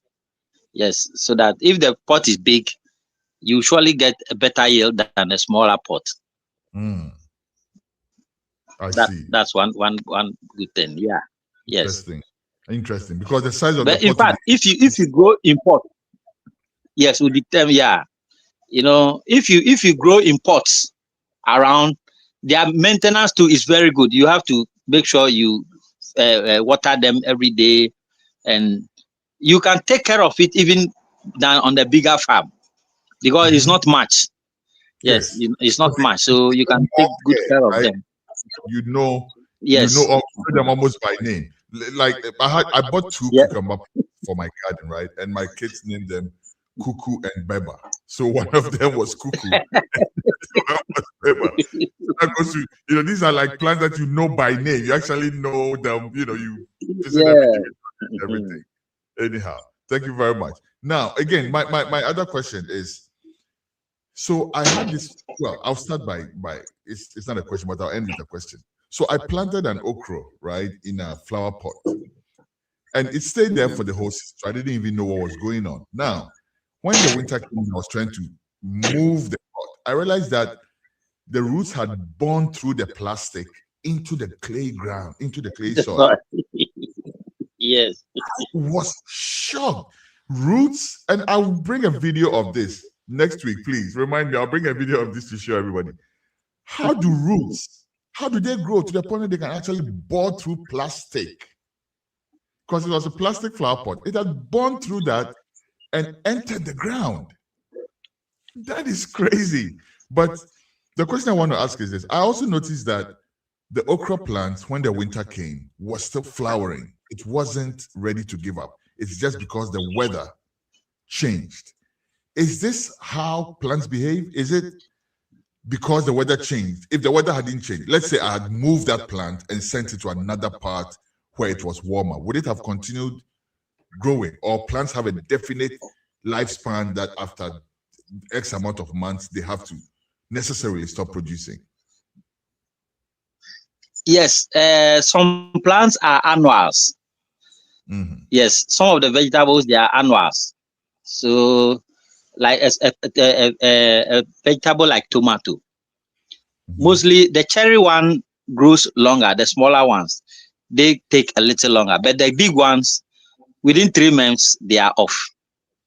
Yeah, but the okra too, we have some that are annuals, and then some too that are not annuals. We have the perennial okra there. Yes, that one grows bigger and taller and can stay. In fact, I have some in my garden here. It's over a year old. Yeah, it's still growing. So it depends on the type. And then the flower pots, if it is actually a plastic flower pot, they at times have some small holes under, so that excess water can leach off. I actually bought those holes. So so the roots will definitely, they want to find a way. They are just moving on. I see. So they will find, when they get that hole, they will just go through. And so the pot too is sitting at one place, and where it is sitting, because I sat there for some time, the soil there will be softer because it's not getting sunlight, so it will be softer. So it will be easy for the root to go through those tiny holes and then get into the soil where it will get more nutrients. There's no stopping it now. It's just no. Yeah. Wow. Very interesting. Yeah. Very interesting. I think thank you very much for taking us through this. Next week we hope to see you again for another episode of agriculture. Yeah. All right. Okay. Last words, please. Or is that all for now? Or do you have any last words? Oh, what I'll say is maybe from next week we'll go into the nitty-gritty of the crops. Yeah, Okay. how you nurse and transplant and all those things. All right. Yes, we can And do. then We go to a message on our social media, on our WhatsApp platform. It says you should be back to answer questions for us. I think all right, no problem. You should be. we'll be gathering agriculture related questions, and then we'll all bring right, them. all right, All no right. problem. Oh, one more thing I'll be before we go, I almost forgot. You know, today we're talking about cannabis. We're talking about Yes. Hemp, fiber, marijuana, and all of that. I know you are someone Yes. who's very interested in that area. Very, very interested and eager that the laws will come up. Tell us something about that before you go. You still there? Oh, come on. I was really hoping that we'll get Ati to tell us something about that. But no worries. Next week, God willing, when we come, we'll still get his opinion on that. Thank you very much. We're going for another very short commercial break. When we come back, we'll bring you GH Reports with Justice Mafu. Please stay. Don't go away.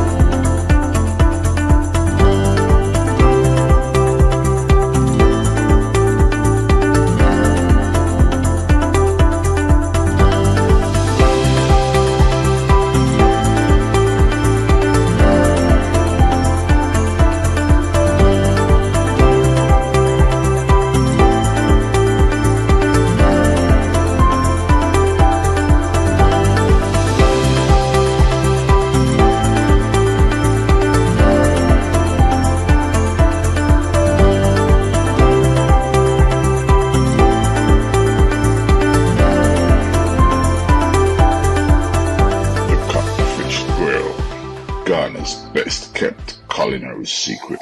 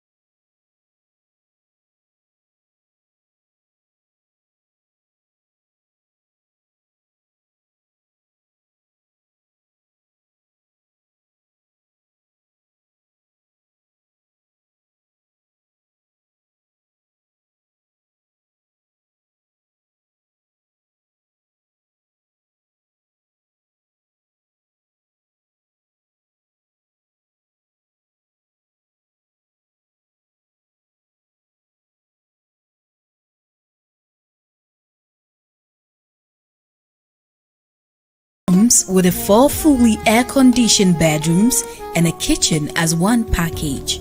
Our luxury car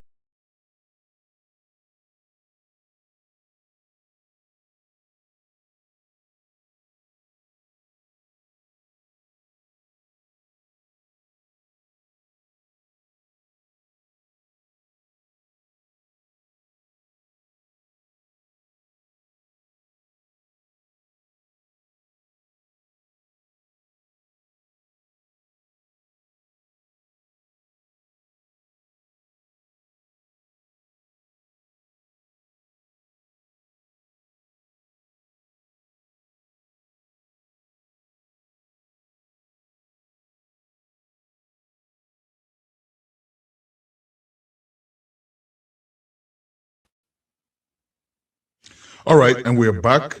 We're going to go for GH reports right now. But before that, let me bring Ati back very quickly, just about 2 or so minutes. For Justice, please stay in the green room. Don't go.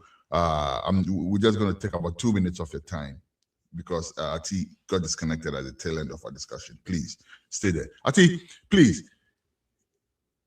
Tell us, what do you think? We heard of the news of the legalization of 0.3% for medicinal and industrial use. I know you are an avid researcher in that area. Tell us something. Give us some pearls of wisdom before we go. Hello? Oh, Ati Charlie, your camera is not helping us. I think we're going to have to reserve this for next week. We will do that. I'll definitely bring you back to talk to us about that. Justice, situate yourself so we can put you on and go straight for GH reports with Justice Maf. Naneti saying, Yanko Pardon Boss. Yo, fire call.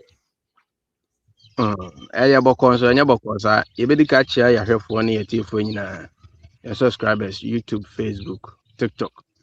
Now, you're the enemy Chiremu Amansia South District. I was Antimantemuha. You cry a friend said, Manso Quasiso. I had to move forward on my demonstration.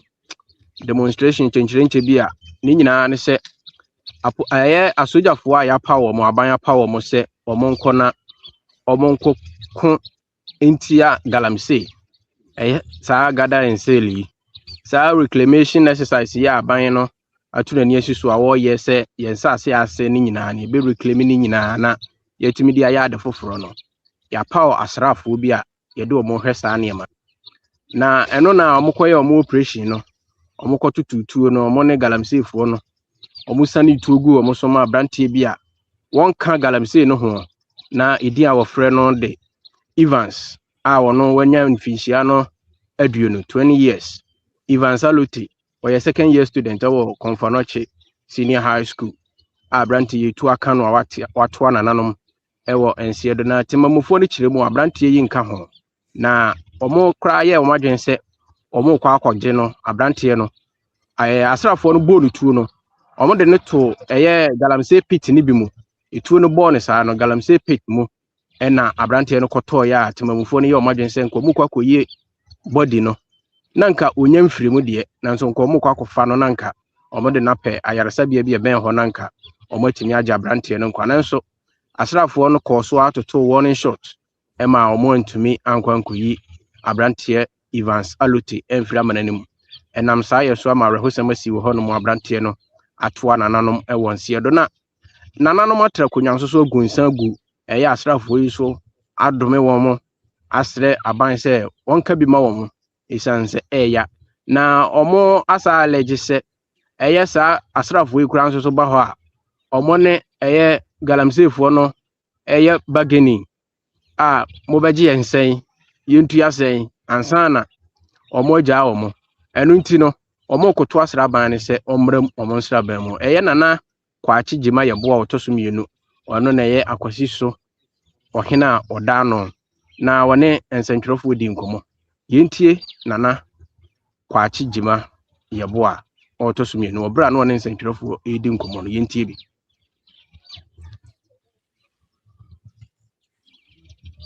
ako nenu ensan toso na eni na uye soja ni abaya sumaw se grabe pamo obi ase bi woye small scale man na so woye galamse me ka ase me so galamse so dabi me mo oba ba ji sika fi nipa no oba ba ji sika 3,000 4,000 5,000 fi nipa no na one day oba na so woye sika na mawa me be ntuo ani obi ara na kuma etimitu etutua ebu ha na dwe no bibi kwa betima aye no bibi betima aye no abrantie ya owuye o medisia once our man so akoni so ko edu o medisia wasaye me nana enne eye first ala ya nhwe ma sa de ye be on possible me ni abrepa ani ami e ka na ko dira ifu no me hwe da bia na abrantie le ti a abrantie wo tutuo e ma abrantie no wuye a na me akasa mu anwa ebi enti o so tutuo abanso ko pamugala mesefo Abanse ko pamo illegal money. Etu otu to be free. Etu otu to be free. Obi no nya agreement, obi no nya etokwa. Obi anu nya etokwa wana wa se be ko da bi. Me ohire. Me so galamsey so. Me mo me kuma. Small scale money wa. Community money wa. Abenti a uye ya. Ese chofo, me pese. Sa press conference we am here. Okogana be bia. Ye PTC, district chief executive. We are not PTC. Regional minister. Nipa yete ne nkan ye nana kwa agyema ye bo to so mienu. Akwasi so hene. Ena o join ne mranti a omo kurum honom ne omo ye demonstration chenchinicha ehu ye no. Na yebekọ ye nim. Ena no so Kumase Krupomu na Ghana Public Health Association. Omone Coalition of Actors for Public Health Action. Omo ye inshemu chenchirenche bi wo Asante Mantemu na omode kutia non-communicable diseases. NCDs.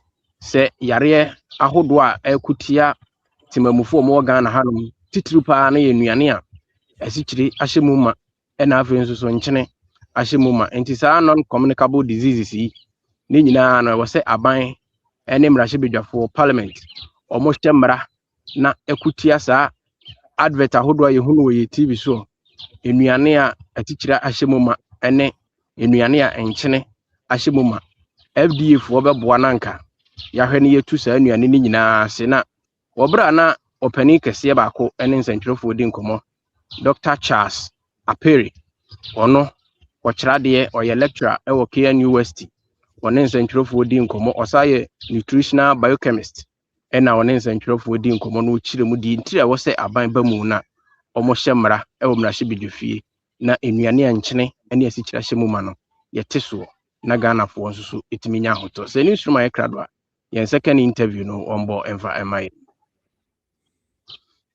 Butai di dwumadie na chin say ye hu say ye nuane die mu say na kwan baako a hwehwema hu se betimi de aboa na yama yenwe ne die mu ayeye ni se ye be hyemra ne bi ne se wokoto ade a enema na ya tro ewe de awoto no ho no bo different front of park warning labeling ye betimi ma warning a chese we esuchire wo me doso we enche wo me doso amanipa na oto no wo hu se de ameto na beboa me wo mediem ana me media beboa me wo me hu na ma na se mapomudin mu enti dwumadie na ye de hyehyɛ so ne ye pese ye de nsankyerefo wo Kumase ha eba ne ye kyerɛ mo se mumwaye na ye modaru emfasa anoma no ho eba ko ne se advertisement ana se adeton adwadi adeton ye ebo nkwala nnuane a emo nkwala modidiem enso ye bo ho daru de bia eba sa na akwala no ko school no okote obafia de obayanse ne maame to be ma no o maame so tamana enim se akwala ne dia emo no na emum enam se wako ho TV so nti na emra bia no a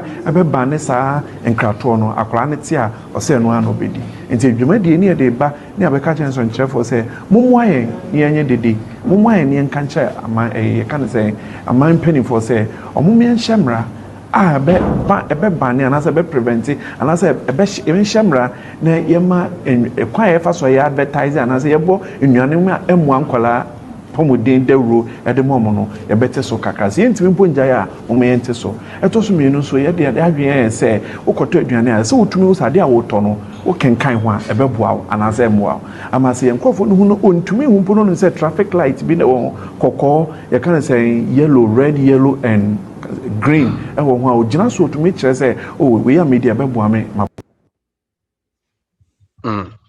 we yen shiamudi a course wo Kumase Ghana Public Health Association and Coalition of Actors for Public Health Action and a course wo Kumase a Dr. Charles Aperi one nsentwerefo di nkomo se non-communicable diseases na tiete se titiri Asante Mantemu no ewo se aban hyemra na ekutia sa ne mani nyina enti no ha na berbe me kwan no yede report amanebo a yeboabo no free Asante Mantemu yede nyina ebesie. Nice one. That's it. Papa Mafu Justice. Na unse galamse asemi a major issue, pal, because on one hand, no, about any person of fighting galamsey, you know,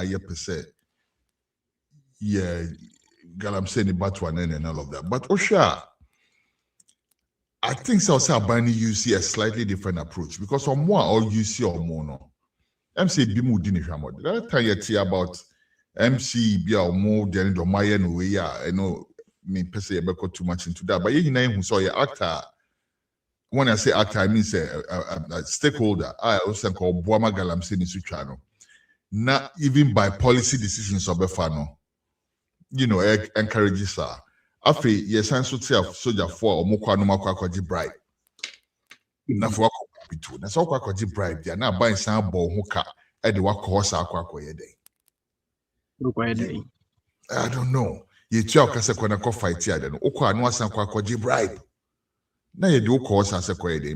Ye chini pastor see timi set your set example. Big time power because and if this government is not able to fight galamsey, then we all have to just throw up our hands in despair. I don't know all the details, but you know, me sametisi obi ya galamsey. If forest I won't have any sympathies for them at all. However, a story now music and I say we don't know the full details, but nipa krabia no nka humpo eni akoboni tu na nipa danka se na o ye galamsey no shengre mo ye galamsey no na wo so the name was so chase no akwaje bribe. It's a sad story. Justice, that's next week Nyame boy Besin shall be with another episode of Beach Reports. Thank you very much. All right. So we're going to go for another short commercial break here. Babaka, arts and culture with synergy. And after that, I promise you I'll bring you a very short editorial before we go. Stick for that one. You would want to hear it. Some friendly fire for the Vice President, Professor Nana Jenopo-Kwajimai. Friendly fire coming up. But before that, we're going for arts and culture. Synergy, please come in the green room. Let's get arts and culture out of the way. We are going for a very short commercial break. And then when we come back, arts and a whole heap of culture. Making healthy food choices are a daily challenge for most people. You see, the food you eat can either be the safest and most powerful form of medicine or the slowest form of poison. Introducing the Green Health Pharmacy and Functional Medicine Clinic that gets to the root cause of your disease. We present to you the True Green Foods brand that allows you to enjoy healthy food options without sacrificing the foods you love. True Green Foods have low-carb swallow options for fufu, banku, tuozafi, eba, kenke, amala, and semovita. Good tasting and supremely delicious without compromising blood sugar, blood pressure, cholesterol, weight management goals, and all diseases that one may be battling with. They also have a low-carb replacement for oatmeal, grits, and cream of wheat, which are highly dense in carbohydrates. Check out Alta Oats, Beta Oats, Clean Oats, as well as Kajma porridge and cream of lacca when you visit our shop. The breakfast options are not just delicious, but meet the standards of an anti-inflammatory diet. All True Green Foods are all diabetic friendly. Find Green Health Pharmacy in Woodbridge, Virginia, or call us on 703-670-3640. WhatsApp 571-300-5039. Find us on IG at Green Health Farm. There's no better way for a healthy lifestyle. Remember, your health is your wealth.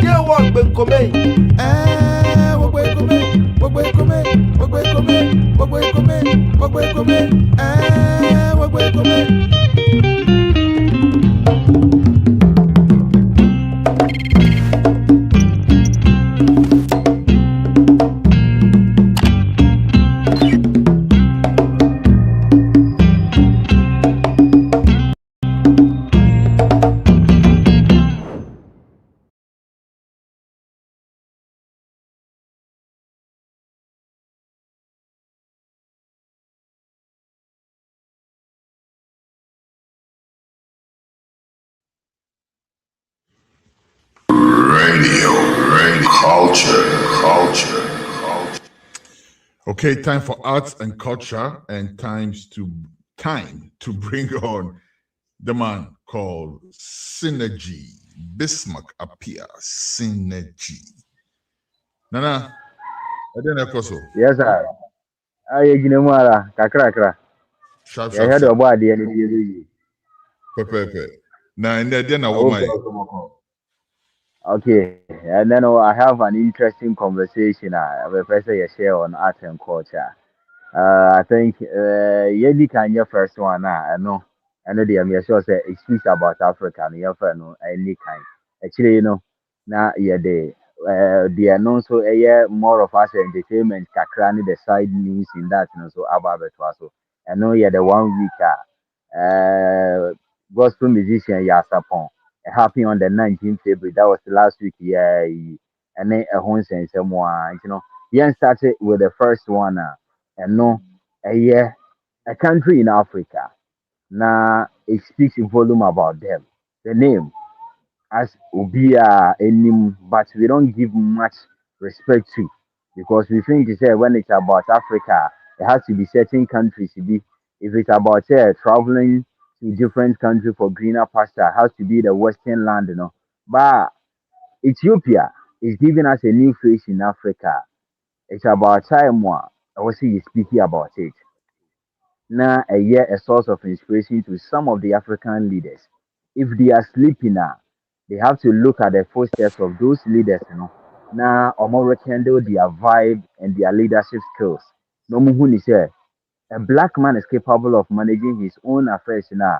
Or for Dr. Kwame Nkrumah Ekaye on the 1957, the day and all declared Ghana's independence, you know. It wasn't just a fluke. No one can it just by words.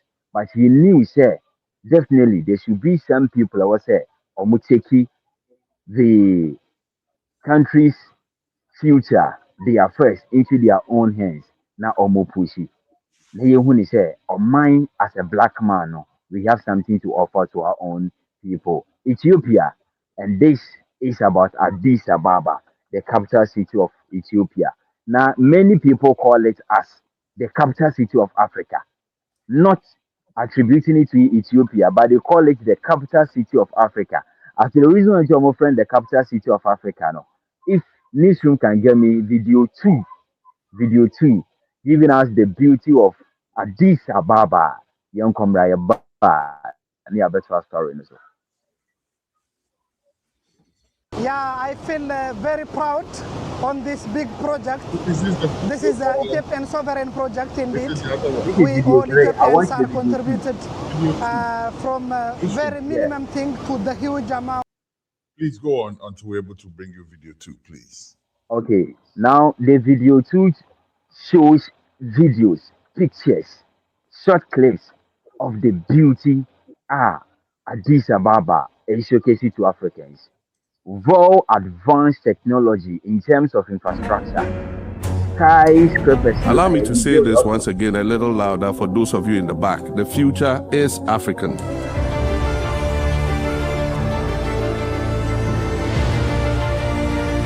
This is Addis Ababa, bro.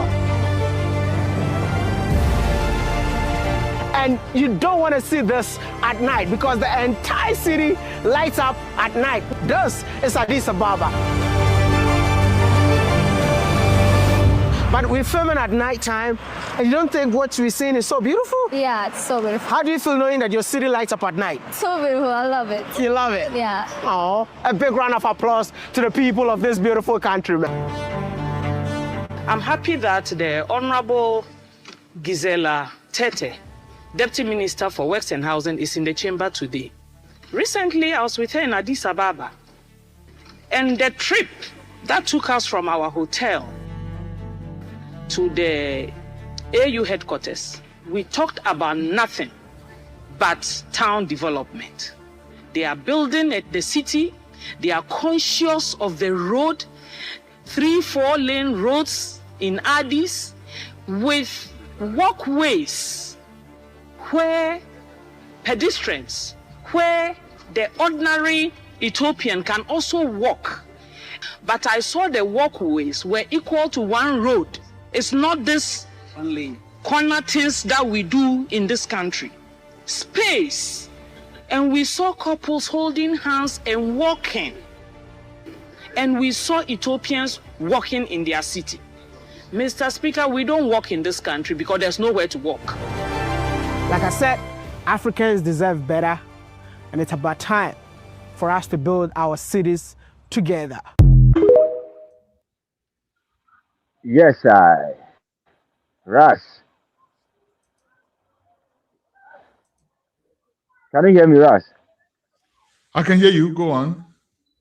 Nice one.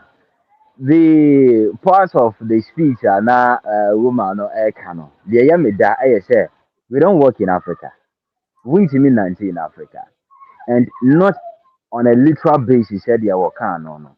But it depends in contrast with the kind of roles we do in Africa. Ghana especially. We mean 19 it will be some namumi and no more 90 say as a more 90 said this is in picture. But if you have working on the major roads, we mean that space, because one, baby, a pavement, I was say, Lipa Efano, a pedestrian roads, a John Form Magia at Abosso, a one of more dear. Once a more, it becomes politics. Two, baby, no parking spaces, and wasn't can Nipa Jinaqua, waiting for cars, no more picky crowd, Yakobe, or Mokono. Trot drivers out of careless driving. Almost so if you look as if said the city I choked with no proper planning, no proper discipline, and obia this is the beauty of Addis Ababa. Not just the beauty of it, but the rules in Omayano. In the speech of the minister, she said, even the walkways in our corpus in Namsonokrano, it is even bigger or larger than.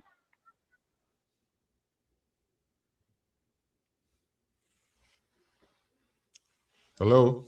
Radio culture. Yeah. She said, even the walkways in our pedestrians, it is even bigger than our major roads in our our double roads, those pedestrian roads in quite bigger than them. And you ask yourself, what are we doing? The leaders, contracts, edema contractors, so what are they doing? I remember 3-4 years ago, Kaneshi, quine. Within that first month, a heavy downpour, pay the roads no my union. Escrabo it is as he says, more munim and more seno, mudimono, yawa moon, I say, a kind of white pain. Now the question is it because Ethiopia, according to history, was not colonized in Tina or Moitima and Yamabisi na? That is the question. I would want us to dissect and digest into that. Now, and also Kahubia, because in history, we all know Ethiopia and Liberia, the two countries they were never colonized in Ghana. According to history, in the late 90s, that was in the 1896, that was when Italy decided to invade Ethiopia. But according to the then emperor, Menelik II, and a taking charge with a military strength and clever diplomacy. On the Omo fight here, Ama Italy and taking the land of Ethiopia. But during the Second World War, no, they came back again. In 1935, these people came back again. But Omo invaded the whole land of Ethiopia, but they took certain parts of Ethiopia. But up to that time, in Impokrano. So the emperor also taking over was able to fight with the Italians, and they went in 1941. So during that time, it took only 5 years, and the Italian military, stay over there. In history, nature say colonization, it takes more than 5 years. Into Omodian, they don't see it as a Western influence and Western colonization. And in history, I can say Ethiopia was never colonized. Into the question is it as a result of that unity? And I'm more must stay focused without the influence of the Western side. No, I'm more develop it that faster now. And mind you, it happens to be the headquarters of AU. In almost all our African leaders in especially this year, the 39th African Union Summit, and when it happened here in Ethiopia, our president was there. It's not the first video now you play here now. He was the one talking from the beginning. The voice Nana Airborne as the voice over said, the new world is Africa. The question is, what about the other African countries? Ethiopia is in the eastern side. We have the Western Africans, the north and the other parts. But it looks as if some countries here, especially Ghana, in terms of infrastructure development, we are fallen as an area. So the question is it because Europeans colonize India? Ras, that is my question before I move on. Interesting point. Before you move on, a few things to consider. Ethiopia, ancient nation. Mamen Kancho, Ocean Bible more. Ethiopia is the first nation to be mentioned, which is still a nation. Go and check. Yes. Go and check.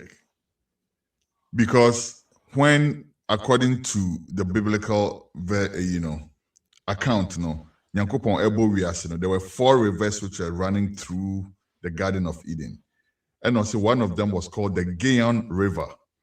And that river, the Bible says, ran through the entire land of Ethiopia. And Ethiopia was mentioned in the very first book of the Bible, a very ancient way. Now, Omaibisa, Obiaso Antimi and Konka Omoda, ever, right? Now, Omo Etimia Kwa Babi do this point, no. The point I'm making is, it's not because of European influence and Ethiopia at the way, because Ethiopia was never colonized by Europe, right? Ethiopia is showing an original story coming out of an original place. You can't Ghanaians say because it will be the British influenced us. They influenced our architecture.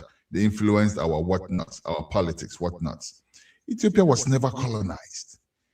Ethiopia was taken over very briefly by some guy called Benito Mussolini, and he ended up very badly for that thing.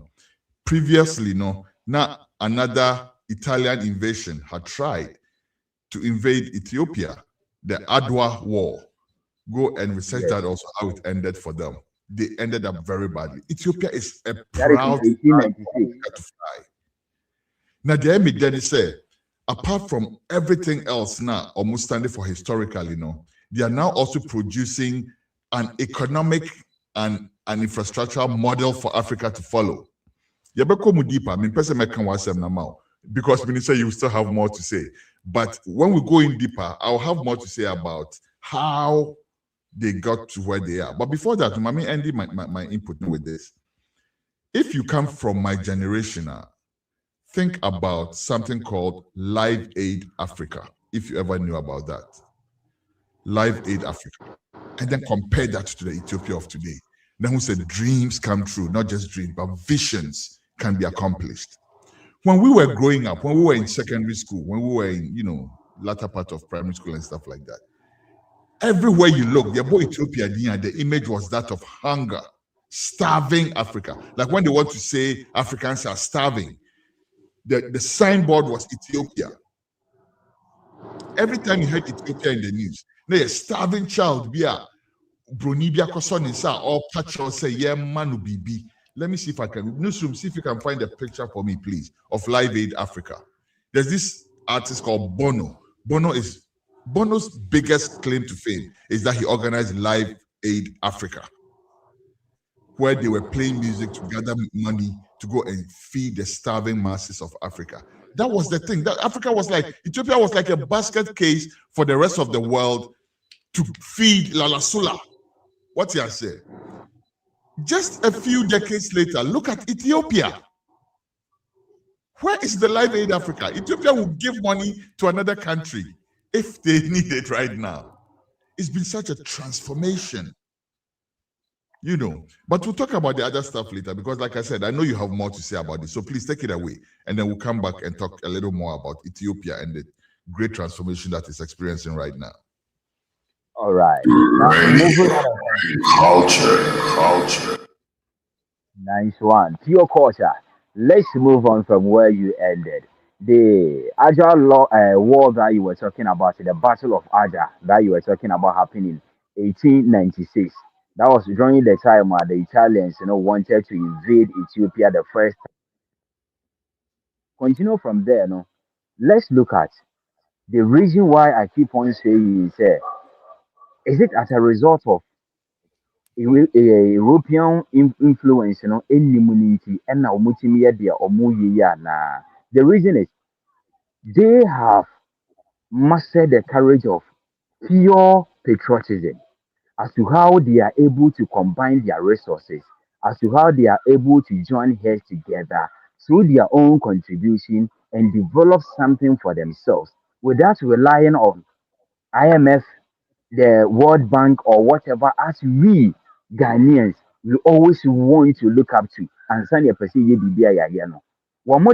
they don't wait for any Western influence to gather finance for them and send they are able to do something for themselves internally.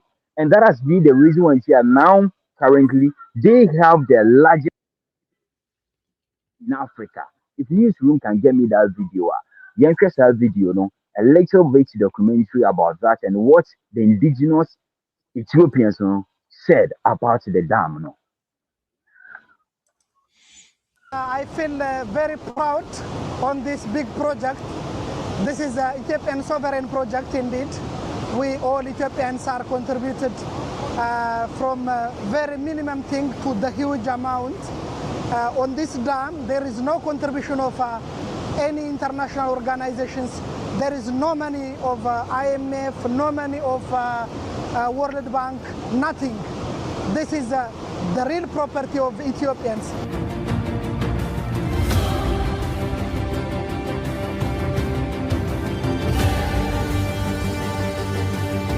I really want to know what makes this dam the biggest dam in the entire Africa. This dam is, in terms of length, 1.8 kilometer. Its height is on average 145 meters, and on maximum it reaches 170 meters. It consumes 10.7 million cubic meters of concrete. And with this height, the dam can store 74 billion meter cube of water, or equivalent to 74 trillion liters of water. So this makes one of the largest dams in Africa in terms of volume. Beautiful. Beautiful. The facts are clear for us to understand. Say, we started with something. From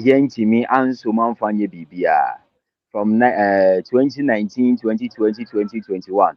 Not to sound political on the aspect, it looks as if the era of a certain political party being in American system. But I just want to state emphatically, if Ethiopia internally a generative fund to build this kind of dam, na etimi ababa something remarkable, we talk of, and idea betimi abwa or mine in the near future. About the same, and after Corona, we share the say or mining team in baby. Let's start with something. We introduce betting tax, we introduce levy and whatever taxes. But at the end, it's immediate. It is anka. Yes, we have been here. The certain man is GT said the Ethiopia, GG Yana. He bet in the BBC Yana. These are some of the questions. Emma, Neil Roma, S over certain things I meant here. And mind you, this is the same country. Well, Kaswanutia, Haile Selassie, a ruler as empire from 1930 to 1974. It tells you the kind of leaders that they are giving to themselves. Any the reason why they are where they are today. Ras, if you have more, I am listening. I have a whole lot more, but I don't want to steal your show. So I'll just say a little bit, but Ethiopia is also the first African country to have its own national airline. And from that time till now, Ethiopian Airlines is one of the best airlines in the world. No question about it. No question about it. Airlines, the third originator of coffee. His Majesty Emperor Haile Selassie introduced Ethiopian Airlines. And till now, Ethiopian Airlines is one of the best airlines. I compare with the Lufthansa and the Swiss and whatnots. What I said, check Ethiopian Airlines. Yeah, a restaurant. Ghana Airways had a Dana restaurant. There you go. But apart from that, also, let's look at the question of how they raise that money. That's not what happened, though. Let me explain what happened to you. Oko Washington, D.C. Ethiopia has a huge diaspora presence over there.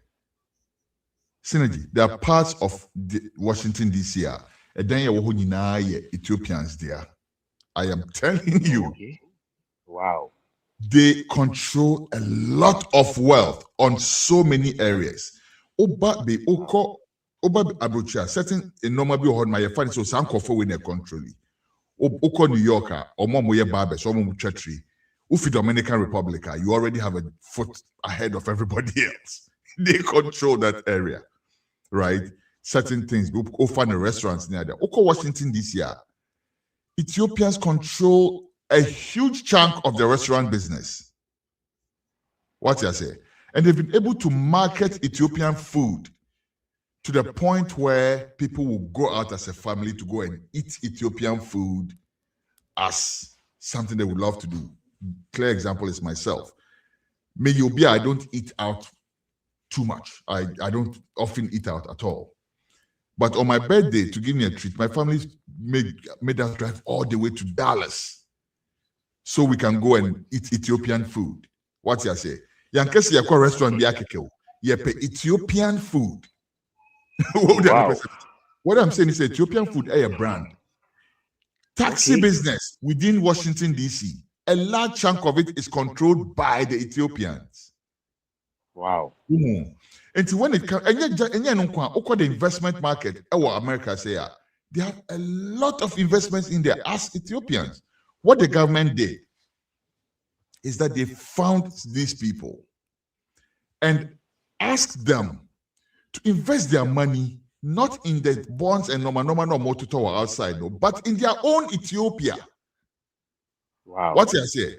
You are a rich investor, B. They are buying you out. Oh, this be the person where they own all these taxi fleets and things for America, for this, Oh, okay. Oh, this is one.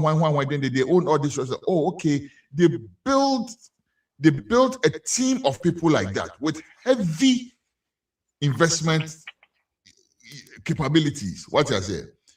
And then they ask them to invest in the dam. And it's the Sombeko IMF for $3 billion. Like our feckless leaders were doing a short while ago. They will source that $3 billion from their own citizens so that they don't have to readjust and kick people out of jobs for that. You see what's going on here? So it's a leadership, man. It's leadership. And I'm happy that you started that clip with John Mahama saying that the future is African. Because if I look at John Mahama's policies, I'm also seeing something along those lines. But we need to see it at a more accelerated rate. And now let's go back to the roads.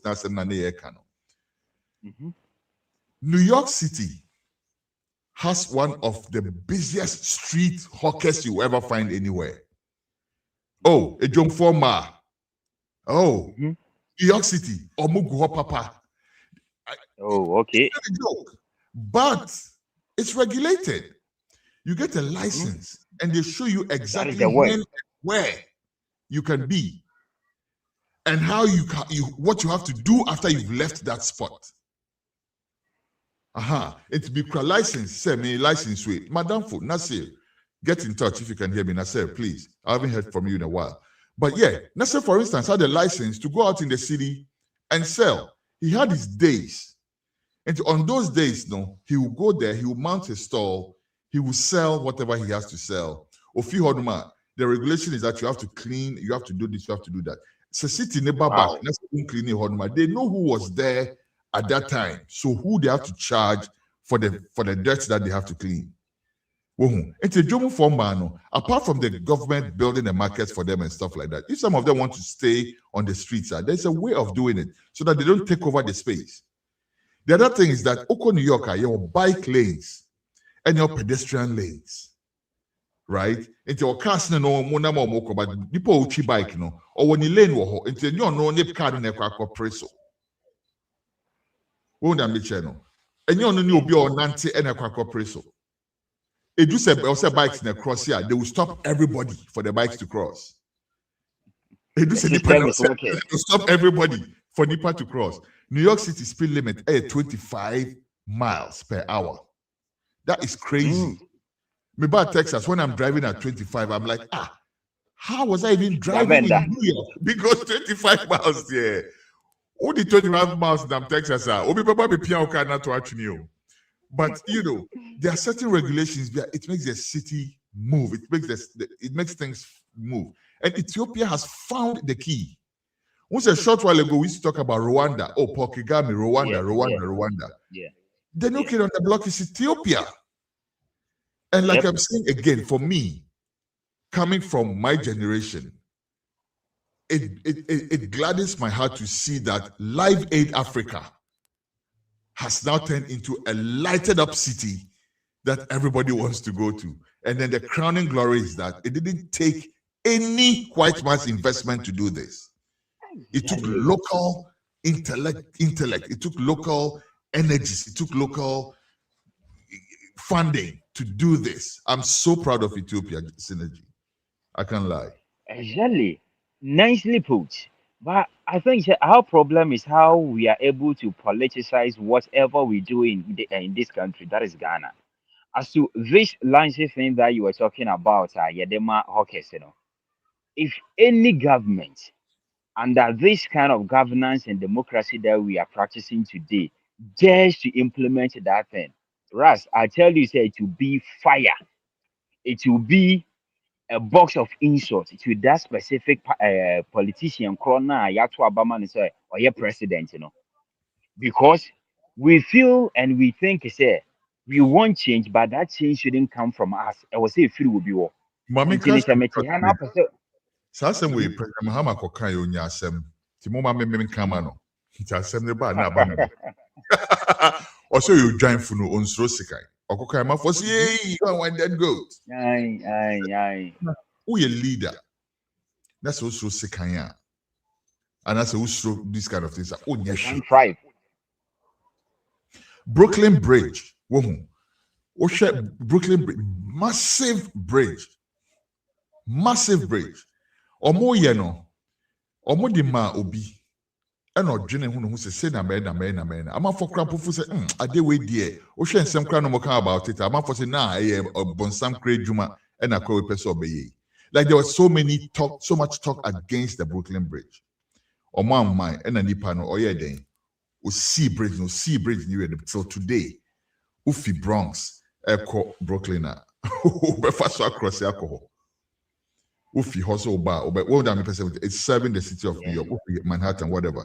So sometimes it takes a few people to plan something and execute it, and then the other people will see the benefits later. What you say? Yes. Let them insult you. Later on, we'll find out, say, oh, it was a good thing. Because if you have people who are regulated, you know what that does? So mima kwaku to your fees, they are mommy heart now. What me if you baby metna how won't you have fees, ni be my main show. Aha, instead of there will be self-regulation. I will hold Nankasakra. Mima could your 100 cedis for the week. Say Memetna. Yasan catch him say Hana Meteno. Me sorry, I was a praha. Na me wash it. What you say? Aha. Enti no meteha, baby so meteno. Ya make sure say baby I demand me. Hona mete. Baby I meteno so it doesn't block human traffic. Okay. What are no?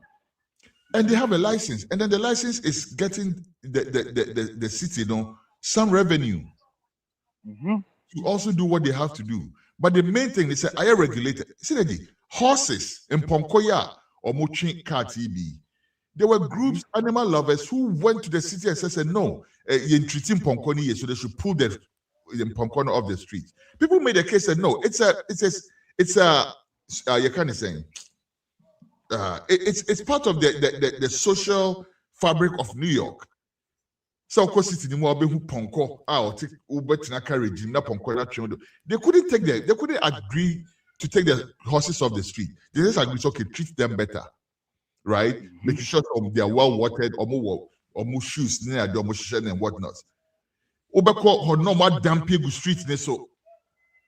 But still, somebody will come and clean it up. And yes, it's part of the city. And it's a finally said necessary, say, I was say, Nipatina sidewalks, so then regulate that. But the government is also building the bigger markets, so people can go to the bigger markets. Because Oti Hoswa, and you be a bit near town was sidewalk, so mind you. And this is another thing. And yes, I'll bet you what sock report. Na wo ton sebe gobe what sidewalk ye nyane sa ye wo normal betimi aton wo so that the city flows. But again, one last thing, Synergy, I hate to talk more than you do because it's your show, this segment of the thing. But another thing is we have to start planning way ahead. Ghana, if you be a bar na ye kwanya ye nya gota nka ho. Right? And then as an afterthought, later on, maybe I have a nearby gota. These days, you won't say a plan or say a plan de gota come. Sunday, when you said by this Kassan, can be the pictures be Baba show. Synergy, almost year overpass. And your overpass is actually, almost year interchange. I will say, baby. No, almost the tubes be about be go on, aligning up the whole. Maybe school no, Baba be Jiho. And almost some big tubes. And I say, that's how they are there. Omo belay cables, omo belay pipes, omo belay electric whatever, omo belay internet whatever, everything. And son of Bibia. What would I channel? But Ghana obo wona kekwa ko CBB channel say bebu bigu. Some interchange. Me say former regional minister. Some lame excuse be normal the other day say, oh Kumasi pipes no horn nam into the chair nonsense. But let's say even if that's the case, and that's what I'm saying, you also are planning ahead. You see stores now, yes, have we factored in toilets? And say basic stores, we are saying, oh, toilets anymore. Okay, you can see KVIP.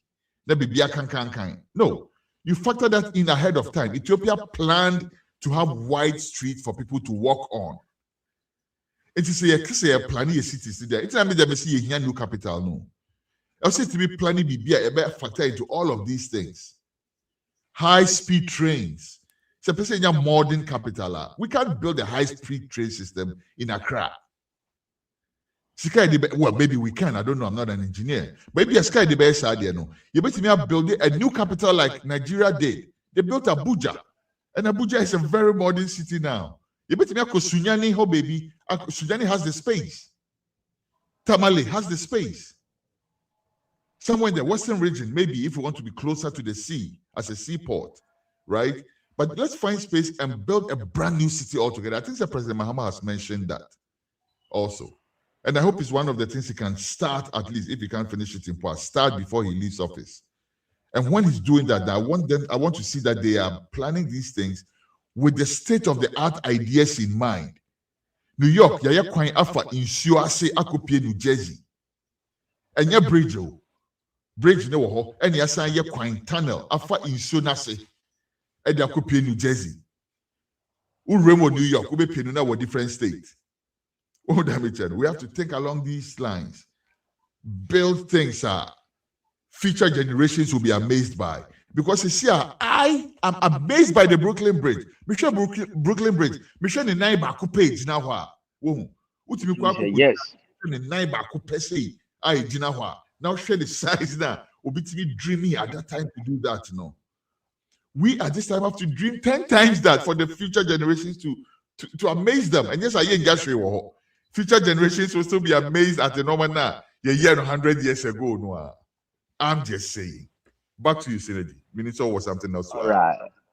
All right. Now, with all these that we're putting across, one is, I was say leaders, especially as you mentioned, John Dramani Mahama. One, the term of office. Let's not talk about the third term. I think he has to leave an example. Now, Oti Asema Yehuni said, he has nothing to lose. Say or running for the next election, So yeah, dear na Yebeka Wasema, and no should put fear in him. Also hold on certain things. The only thing Obitini elevates a legacy of there was a leader who never cared about say Obi Betwa Beti and would make a change in Ghana. That is what I was saying. And it is good for us to say, or no, about someone a bit in not like I said, Uncle B, he has nothing to lose. But the legacy can be a beneficiary to NDC. If only said it can be beneficiary to the next flag bearer that they will bring him on board. Just as NPP and Lucky Yenintino, Baumia didn't get anything credibility on the side of Ghanaians. I did too. No. Mahama has to do that to effect that changes. Now, too, this regulation thing that you are talking about, Ghanaians, women on the streets are being charged. They pay tickets for them to have the opportunity to sell along the road. Pavement, they charge them. They pay whatever be a TBR. So the question is, what happens to those monies? After taking those money from them, omuvia no moja ball egu hono ye jisika ne se jisika na ne je na ye de ne ewie aka twom se ye be ma obi aba be fa ball ama wana. All this is part of the regulation. I am sure say the awoka washem said they have been charged no omunya license to be there no. This regulation is specifying the sikana wuchiano. And you know this sikana wuchian doesn't cover sanitation whatever until you clean your own mess. And if that thing is also done to our mothers now, next time so abano and cleaning over a 1 year, someone will take over. It's next time we'll be cleaning where you and son wako. The next thing is acquire your first your roots. What do we have in mind and Sanya Yaquino? Is it because of politics? And you be see a quine being seen a yan or do we have a future plan? Well, look at this on the screen. Yetimi ya kwan ansan ya kwa baba badwene ho se ahanya gata ansan ya be ya gata no. But a well-developed country, leaders with vision will never do this because they know they are not serving the current people but the next generation. And for you to so obebo a canne na a china besan so about the same cano. What is the essence in that? Because tomorrow will be more than a canna born and no. Bossa canne do something better today and leave it for the next generation. But that is what we lack. Yanyanisa. Share a quanya ya yedisi one. Yanko Sofo line. Are you aware up to date? Ya yes Sofo line for over 10 years in here. Still na Sofo line in ye, but you gusu use Sofo line. I see what the moon as I was the way I was saying, it has not been done to its completion, but you gusu use Sofo line. So why I was in charge of any maybe say. You discuss Kushima because of say a young meme part in a year and we leave it like that. But it all boils down to leadership. Look at what we are seeing right now. Look at how our traffic in a flow. The stretch is wide open in the sense it say nipa na mu aha obi enu mo beka kire nyonko say trotro batwe ho obi kwaka obi nto segu form inti ye bebo no. Now the other thing has to do with one more or motor nema wo kwan ho. How are we regulating those people ne say nya ade bia na ba besi kwan ho? Adia betimi aprosay amebegu kwan no ho ama decent aba no. We shouldn't allow those people no so beton wo kwan ho. So beton no kwan ho dia wo wi a wo se o clean that mess ni because e be pro ama gata ni mabon. E bi kra wie pia bu gata ni, they leave it there and go. All these are part of the regulations we have to do. So Ethiopia is doing something remarkable, as you said, a model for Africa. So we just have to look on that model, no. Who say a boy war money it make us Ethiopia is the new face there. We have to also acquire that new face, you know. I think Accra has 7 purpose away, being the capital city of Ghana, 7 purpose away. As you said, you develop a new capital city. Name why because that place is even choked. So okay, say oh baba year changes to honum see no home. Damage control any sika will be in terms of say over same for properties. Now they yes and man, so they go developing new places. That is all what I think I was here this year. We move to the other story. If I have the chance to move on. Time that's why I'm saying you have one more story, right? You have a couple Yeah, minutes. one more story there. And there I just brushing, brushing off now. We are all aware say ya sapon and no ankasa music deal. Ma meet you this year the Yantia Sempa. From last year, basically this year there lost lives, you know, outdoors. So these people no almost free. 19th in a year, ya sapon, the 1 week, you know. Na idea a shocking for it's music. Or musica or muko 2 these and Shabody during the 1 week, you know. I generated a lot of conversations. A body like music, you can say the legend, a gospel legend like the Yasapon, a Yase, 500 Ghana cedis. Yesterday, I listened to the president of music, and I watched him say, and yes, body, and no boy. It was just amount how much my bushyan so or more fan support or money maybe by yes, body. But I think, say, to be on the safer side and be more intellectual about this whole conversation, you know. And yes, it can be any 2D. Yase, and that's a program, I say. So if you knew that Sikano is not worth the occasion, you know, why go there, grab a mic and announce it? That's the summary of it I all. didn't hear. That is all what I can say about it. For those saying say it is beyond them, you know, whatever, not there, they are entitled to their opinion. But the whole thing is, said their musical president actually say, or man for says canon cobonsa, but my family so for supporting. Nanko Sanko finding the right channel, no, this is kind of fast, but not so about that announcement, you know. But the year and it's a disgrace to music, no matter the explanation that they will give. The omogufu pa. That is what I can say for now, Ras. Yeah, share video no quick. Now me mama reaction after your answer. Yeah, I want to see about yes, say I want to send you crown opposite and seven.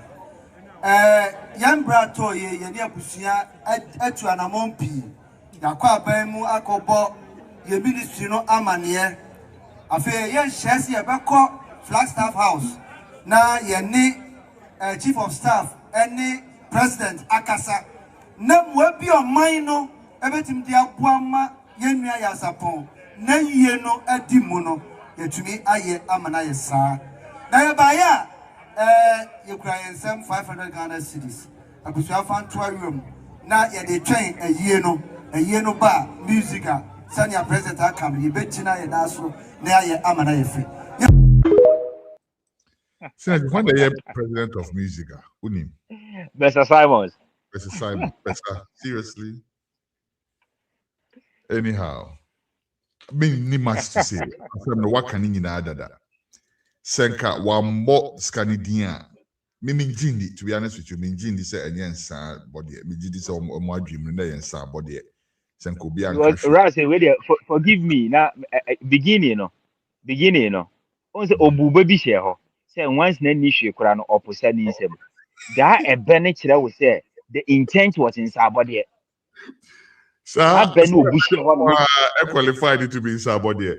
I have a different opinion, to be honest with you. I have a different opinion on that. My opinion is Opache say, Sisia ya Samia Baby, ye Nishi Kuran, Munji way fan tree. I mean, it's open to let's just one say maybe you'll be a menu cancer. I'm 60, now I'm for 40, no. Won't that be channel? That's a me move for maybe 40 or about 60 in one after you say, oh, yeah, right? So let's put it that way. But me food says still assembling in an wakano. And yes, can be on your body. And yes, can be on your body. Anything you walk I can forward Kasebi say, Buemwa dear. Yes. What you say? Sabi oko hini fie na kochena dia ye modi. Ese buemu ade. Eno so hini na kasa ko bie so anu wehu se sen na ode ma no. No wehu ni paban a wo ye. Akoi no kokoti nyina the 1,000 pedeship. Buemu ade. Eti ko betimi abodin se eye buemu ade.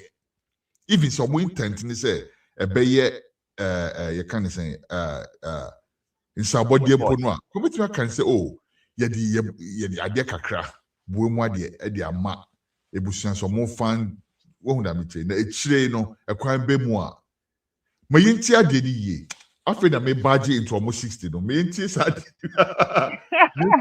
we bio because now I'm not convinced say mayinti ade video newsroom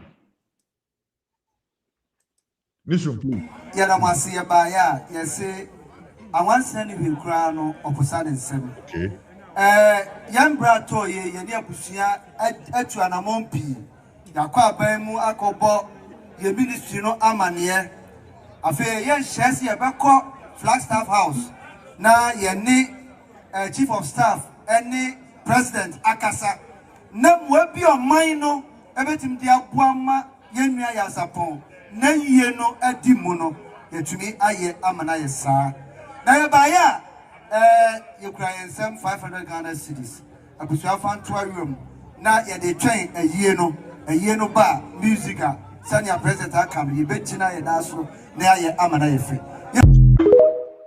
Mejina 40 wa synergy. Mejina 40 wa or say or more de train a year no. And to say ye ni bar. Meaning say ye ni bar musica ebeba be sa bon sabio. That's my understanding. Yes. That's my understanding. And you know a year sa man for me I dikai akachi omo say the antennas are on. We dey just one for bubbles here no me dey bon sound. Because you are expecting much. Sharp got 500 there. But again, an American, Nankini said or 500 DD. What may I don't want to take the shine off what you said. You just said it all. Nankini so or bought 500 DD. Nanko say, oh, you be big kakra, it was some fun shade.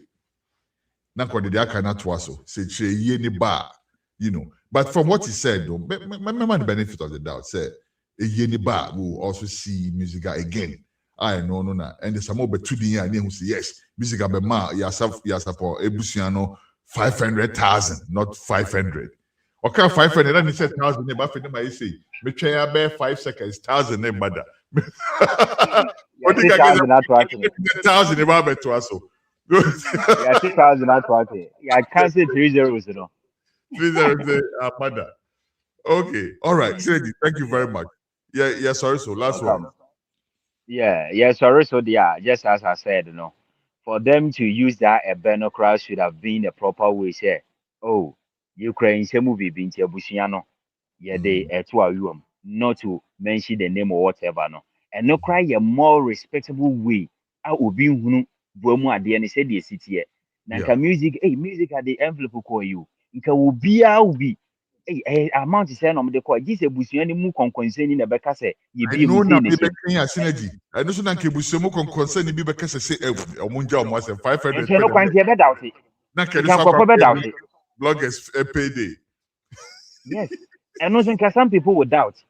And also, it's up to you. It's up to you, music as and Kawababi, Opa Winchim. You leave it to them. Yeah. Nanka, I yesterday, unnecessary conversation on the street in Kenko Babia. Banka, you take your sign. Sign, no. But I think the push off the Pakra or Mike in our Casa, the man music, no. Actually, say the intent was more bonsa. They wanted to take the shine, they wanted to take the glory on that particular day. And he said, or Maba, no more Kwako see a year, no, or Mukodia Yenes woman also. and they want to do something remarkable for the legend. I know. Share. Ankoye. Kasa de. Yeni penya nenim kasa. Ankoye. Now the last one, no yeah. Some people are saying, say, Mami Tiwa, and they are support no. Nanka Bushami and an international monument. Nanko Mumi no. Yan your stage barrier. You can be a solid pa. And also Ras Uhuni saying. But to me, Mimi Huni say, no state Bushami no trust in him, they shouldn't try. Someone mean the Bible. Or mean the Bible, no matter your way, Yaboma, it will be such a resounding statement, right? Because where you nipa me nubia or more lives, no, their lives met at a point, and from then on, it looks like the life of one depended on the other. A very beautiful story in terms of all the tragedy and everything. Offer your saponi, Mamitiwa a story now. From the time they met, no, it looks as if someone by a tripod. Without one, the other cannot stand. When would I mention? Their lives are meshed like that. And if they are thinking of having a joint funeral, expecting those areas, but it will be nice. Again, we share the economics and everything of it now. Maybe not, because yes, upon family person back cash in, and two as a family person also back cash in. And maybe they want to hold it separately so they can multiply the income or the whatnot. But that said, I think it's a very beautiful gesture. But for the state burial aspect, what have they done to deserve a state burial? I'm not saying that they've achieved enormous feats, the two of them. But you can say yes, I don't know. As a yardstick for state burial, there will be a whole lot of people who would need to be given a state burial. What am I perceiving? It is a chipping. That's one of my beef against the former government. When they did that awards, being almost SWA awards, just threw it on people like what a minister or SWA board, the big good ministry of a man award. Let's not chipping it like that. Let's not chipping it like that. Let's let the state represent. To show, say, we all as a people, we acknowledge the input of Yasapon in the area of music, the arts and culture, right? But se kese Yasapon, ye man state burial la. Nana, a whole lot of people more would deserve state burials. And then the significance of the state burial will become watered down. And I agree with everything apart from the state burial part. I don't think that they should be giving state burials, with all due respect. With all due respect, yeah. Like let me say to the families, both families, KWAKU is a tripod, as you said. They were joined together. They are more collaboration, a beautiful in the music journey, But me the say, if the family will listen, one. It's just a beautiful thing to join the funeral, whatever, together, so on behalf of it. But as to the time, mana papa na yare, and shema yete huasem, ne yire no kwatena antenna or your post station, a kwake cansem, that is yas upon yire no, and some of the barbontin in archer say. So mo cansem no crama ne kwakwa down poor. I don't know the state of sa asem kono. But and then if they want to do something, money is one thing. Say whatever bond be or when they can do it, but they should set two tables aside. We rep table we rep table Obebonsa amama mitiwa, you take it there. Obebonsa adama of fire sapon, you take it there. We don't need further explanation, whatever be a baby and about far to say. And Munyama say any pam you say the Magana no. A Besaba Becha that Lumba dear since on the month of March 28 to 29th. Yes, Ababe that Lumba a second funeral. Yempesa dini biate. Sika ehwasem ehwa homete. Wamunya de no na animunyamra. I don't go in line with the state barrier as you said, but you can do something it will invite the state as the entire country to another man, but not entirely the state barrier. You fancy that point in it. So but we are all waiting for that Lumber's second funeral on 28th, 29th. Mami Akusia say one papa she take the lead to do that. But Papa she a 3 days powerful prayer whatever conference. Edema, Mammy Akusia say one that Lumba and the second film ran about the end.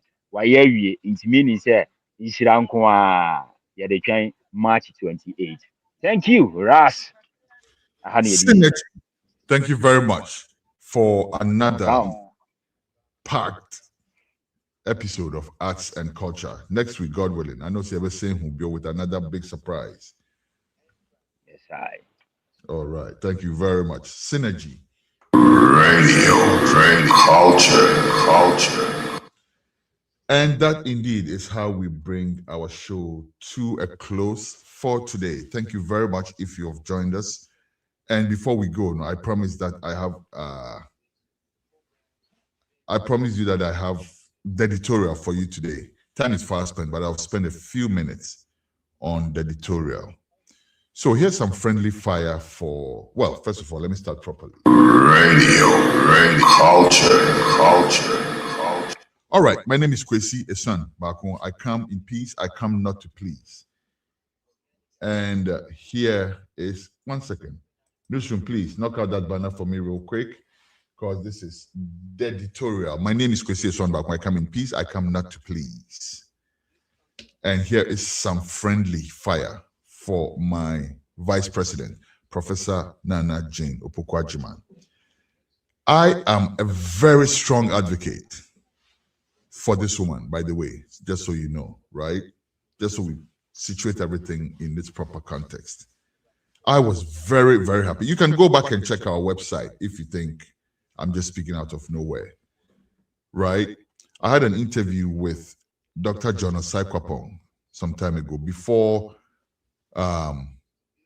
President Mahama, who was then candidate Mahama, announced his running mate. And the popular idea at the time was that he should bring back Professor Nana Jane Opoku-Agyeman as the running mate. And indeed, he did. Who knows if our interview had something to do with it? I don't know. But yes, he indeed did. And cut to chase, we now have our first female vice president. Now, let's get into it. Professor Nana Opoku-Agyeman, with very much respect, I want to suggest that you should check the aesthetics of how your office reacts to Ghanaians. What do I mean? I'll repeat that and then I'll explain.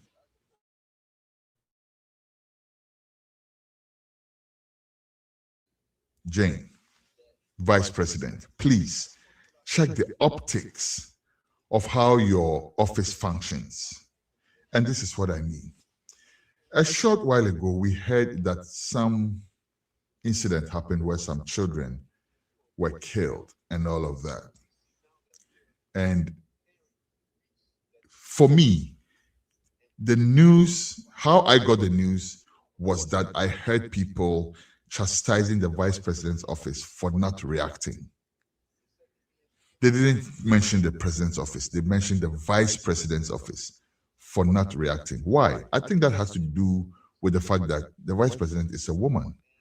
But I think that beyond that, it's also important that the vice president's office mops up some of these social issues, social responsibilities, so that the president's office can focus on the larger picture, right?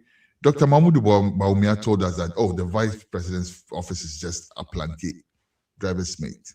Maybe that's true, maybe not, but let's disregard that briefly for a moment. All I'm saying here is that the vice president's position is one position that is not burdened with too much, to the point where it can actually mop up some of these social issues for the president's office to focus on the larger picture. So if kids die in some kind of unfortunate situation, I'm looking at the vice president's office moving in quickly to offer condolences, to visit the families and stuff like that. That didn't happen, and the vice president's office caught some flack.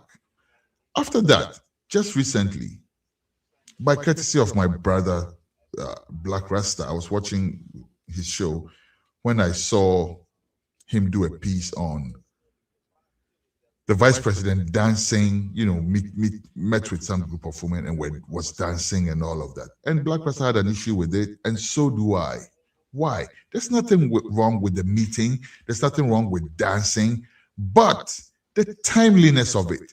Because not too long ago, we also had some Ghanaian traders who had gone to Burkina Faso to go trade had been killed. No state condolences, no wreath laid, no memorial, nothing like that. And while we're at it, can Ghanaians build that culture that anytime something like this happens, we at least convert somewhere to make a statement of commiseration to the affected families? None of that happened. But the state should lead that. If the vice president's office, whilst the president was focusing on the big push agenda or traveling to China to go do whatever it is that he's going to do, or focusing on the next ECOWAS meeting or something, can the vice president look more domestically at some of these things? Oh, that happened over there. Let's get involved. Let's issue a statement of condolence to the family. Let's go there. But if after not doing all of that, the vice president is dancing with her team of women in governance, do women in governance not care that a group of women who had traveled to Burkina Faso to go buy tomatoes were killed?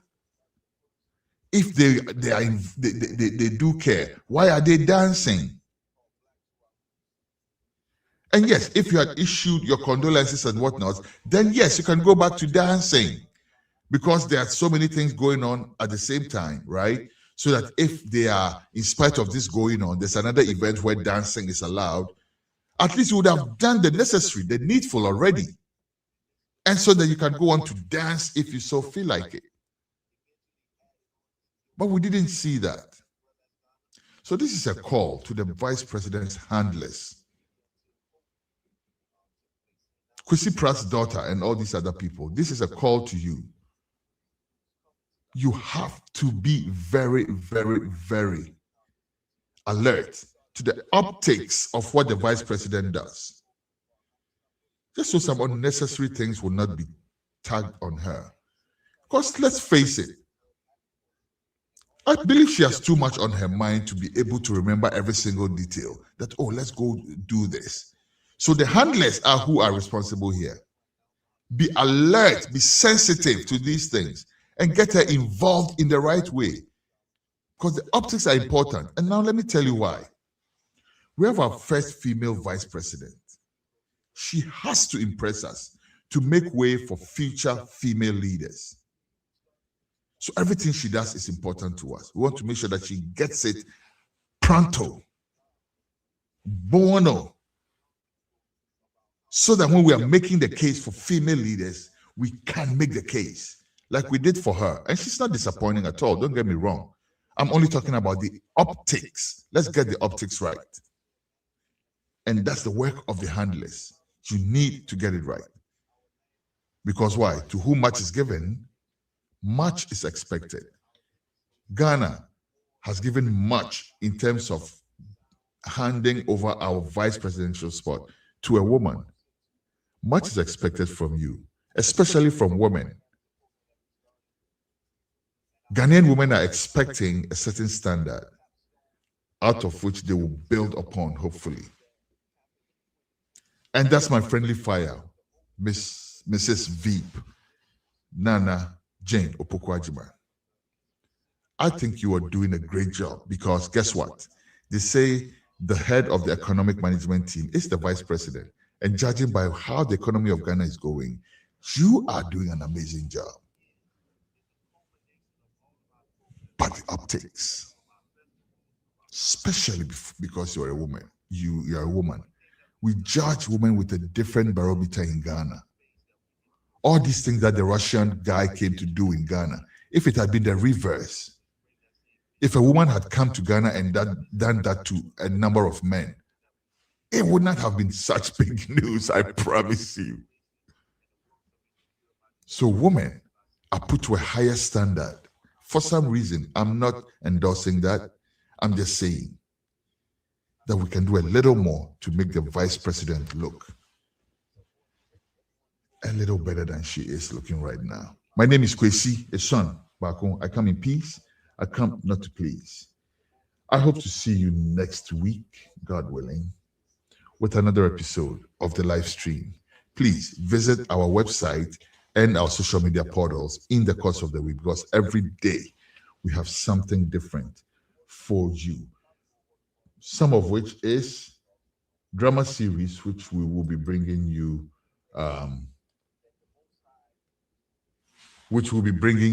in the course of the week, yet to be announced. We have a myriad of drama. We have many drama series. We are actually collaborating with GH Drama Hub to bring you drama series in the course of the week.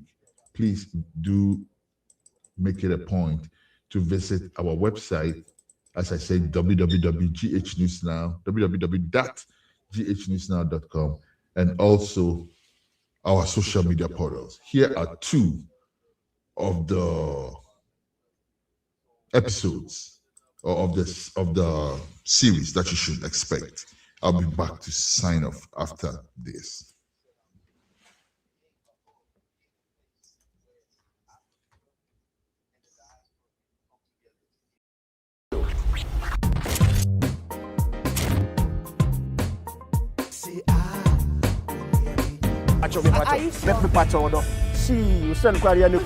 And you're easy. If it wasn't for me, marrying your sister. You're not meeting him, I'm meeting him. You don't speak a little Spanish at all. What is this? You want to embarrass me? You are fired! And you're easy. Look at the money I spent this week.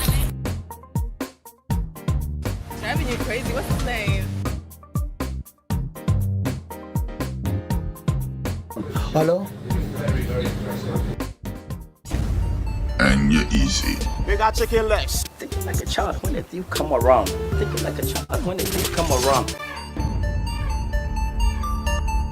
Big man, what one? You look something. What happened to you? Coming soon to this station. 1 week. You have till this week.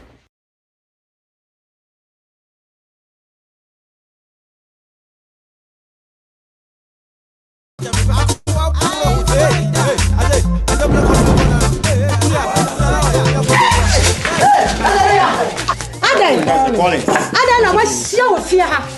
Na mo fra me. Mo ba me ho kwa na. E ba ne sen na ni passes. O chari sisa ba ko anya bi. Amen. Sem huna kwa. Amen. One my girl. Ni ni ma si. One my girl. Ya bra.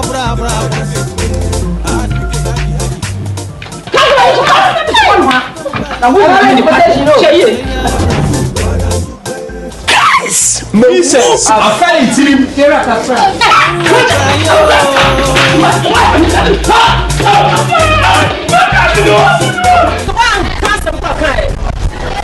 And I give you the proper show that them.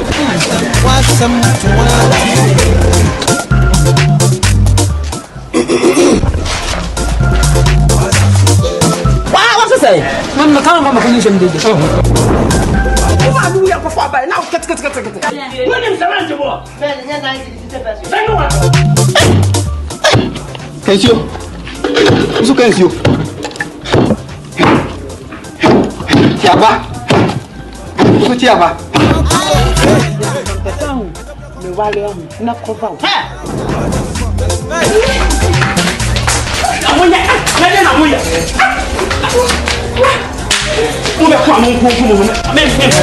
When it's here, I say, I have currents, computer man. Or some private, Phoebe, our down with. I had Daniel for dear woe, or thing, you some scary see here. Take it easy. This is the Versace suit. Versace. Take it easy.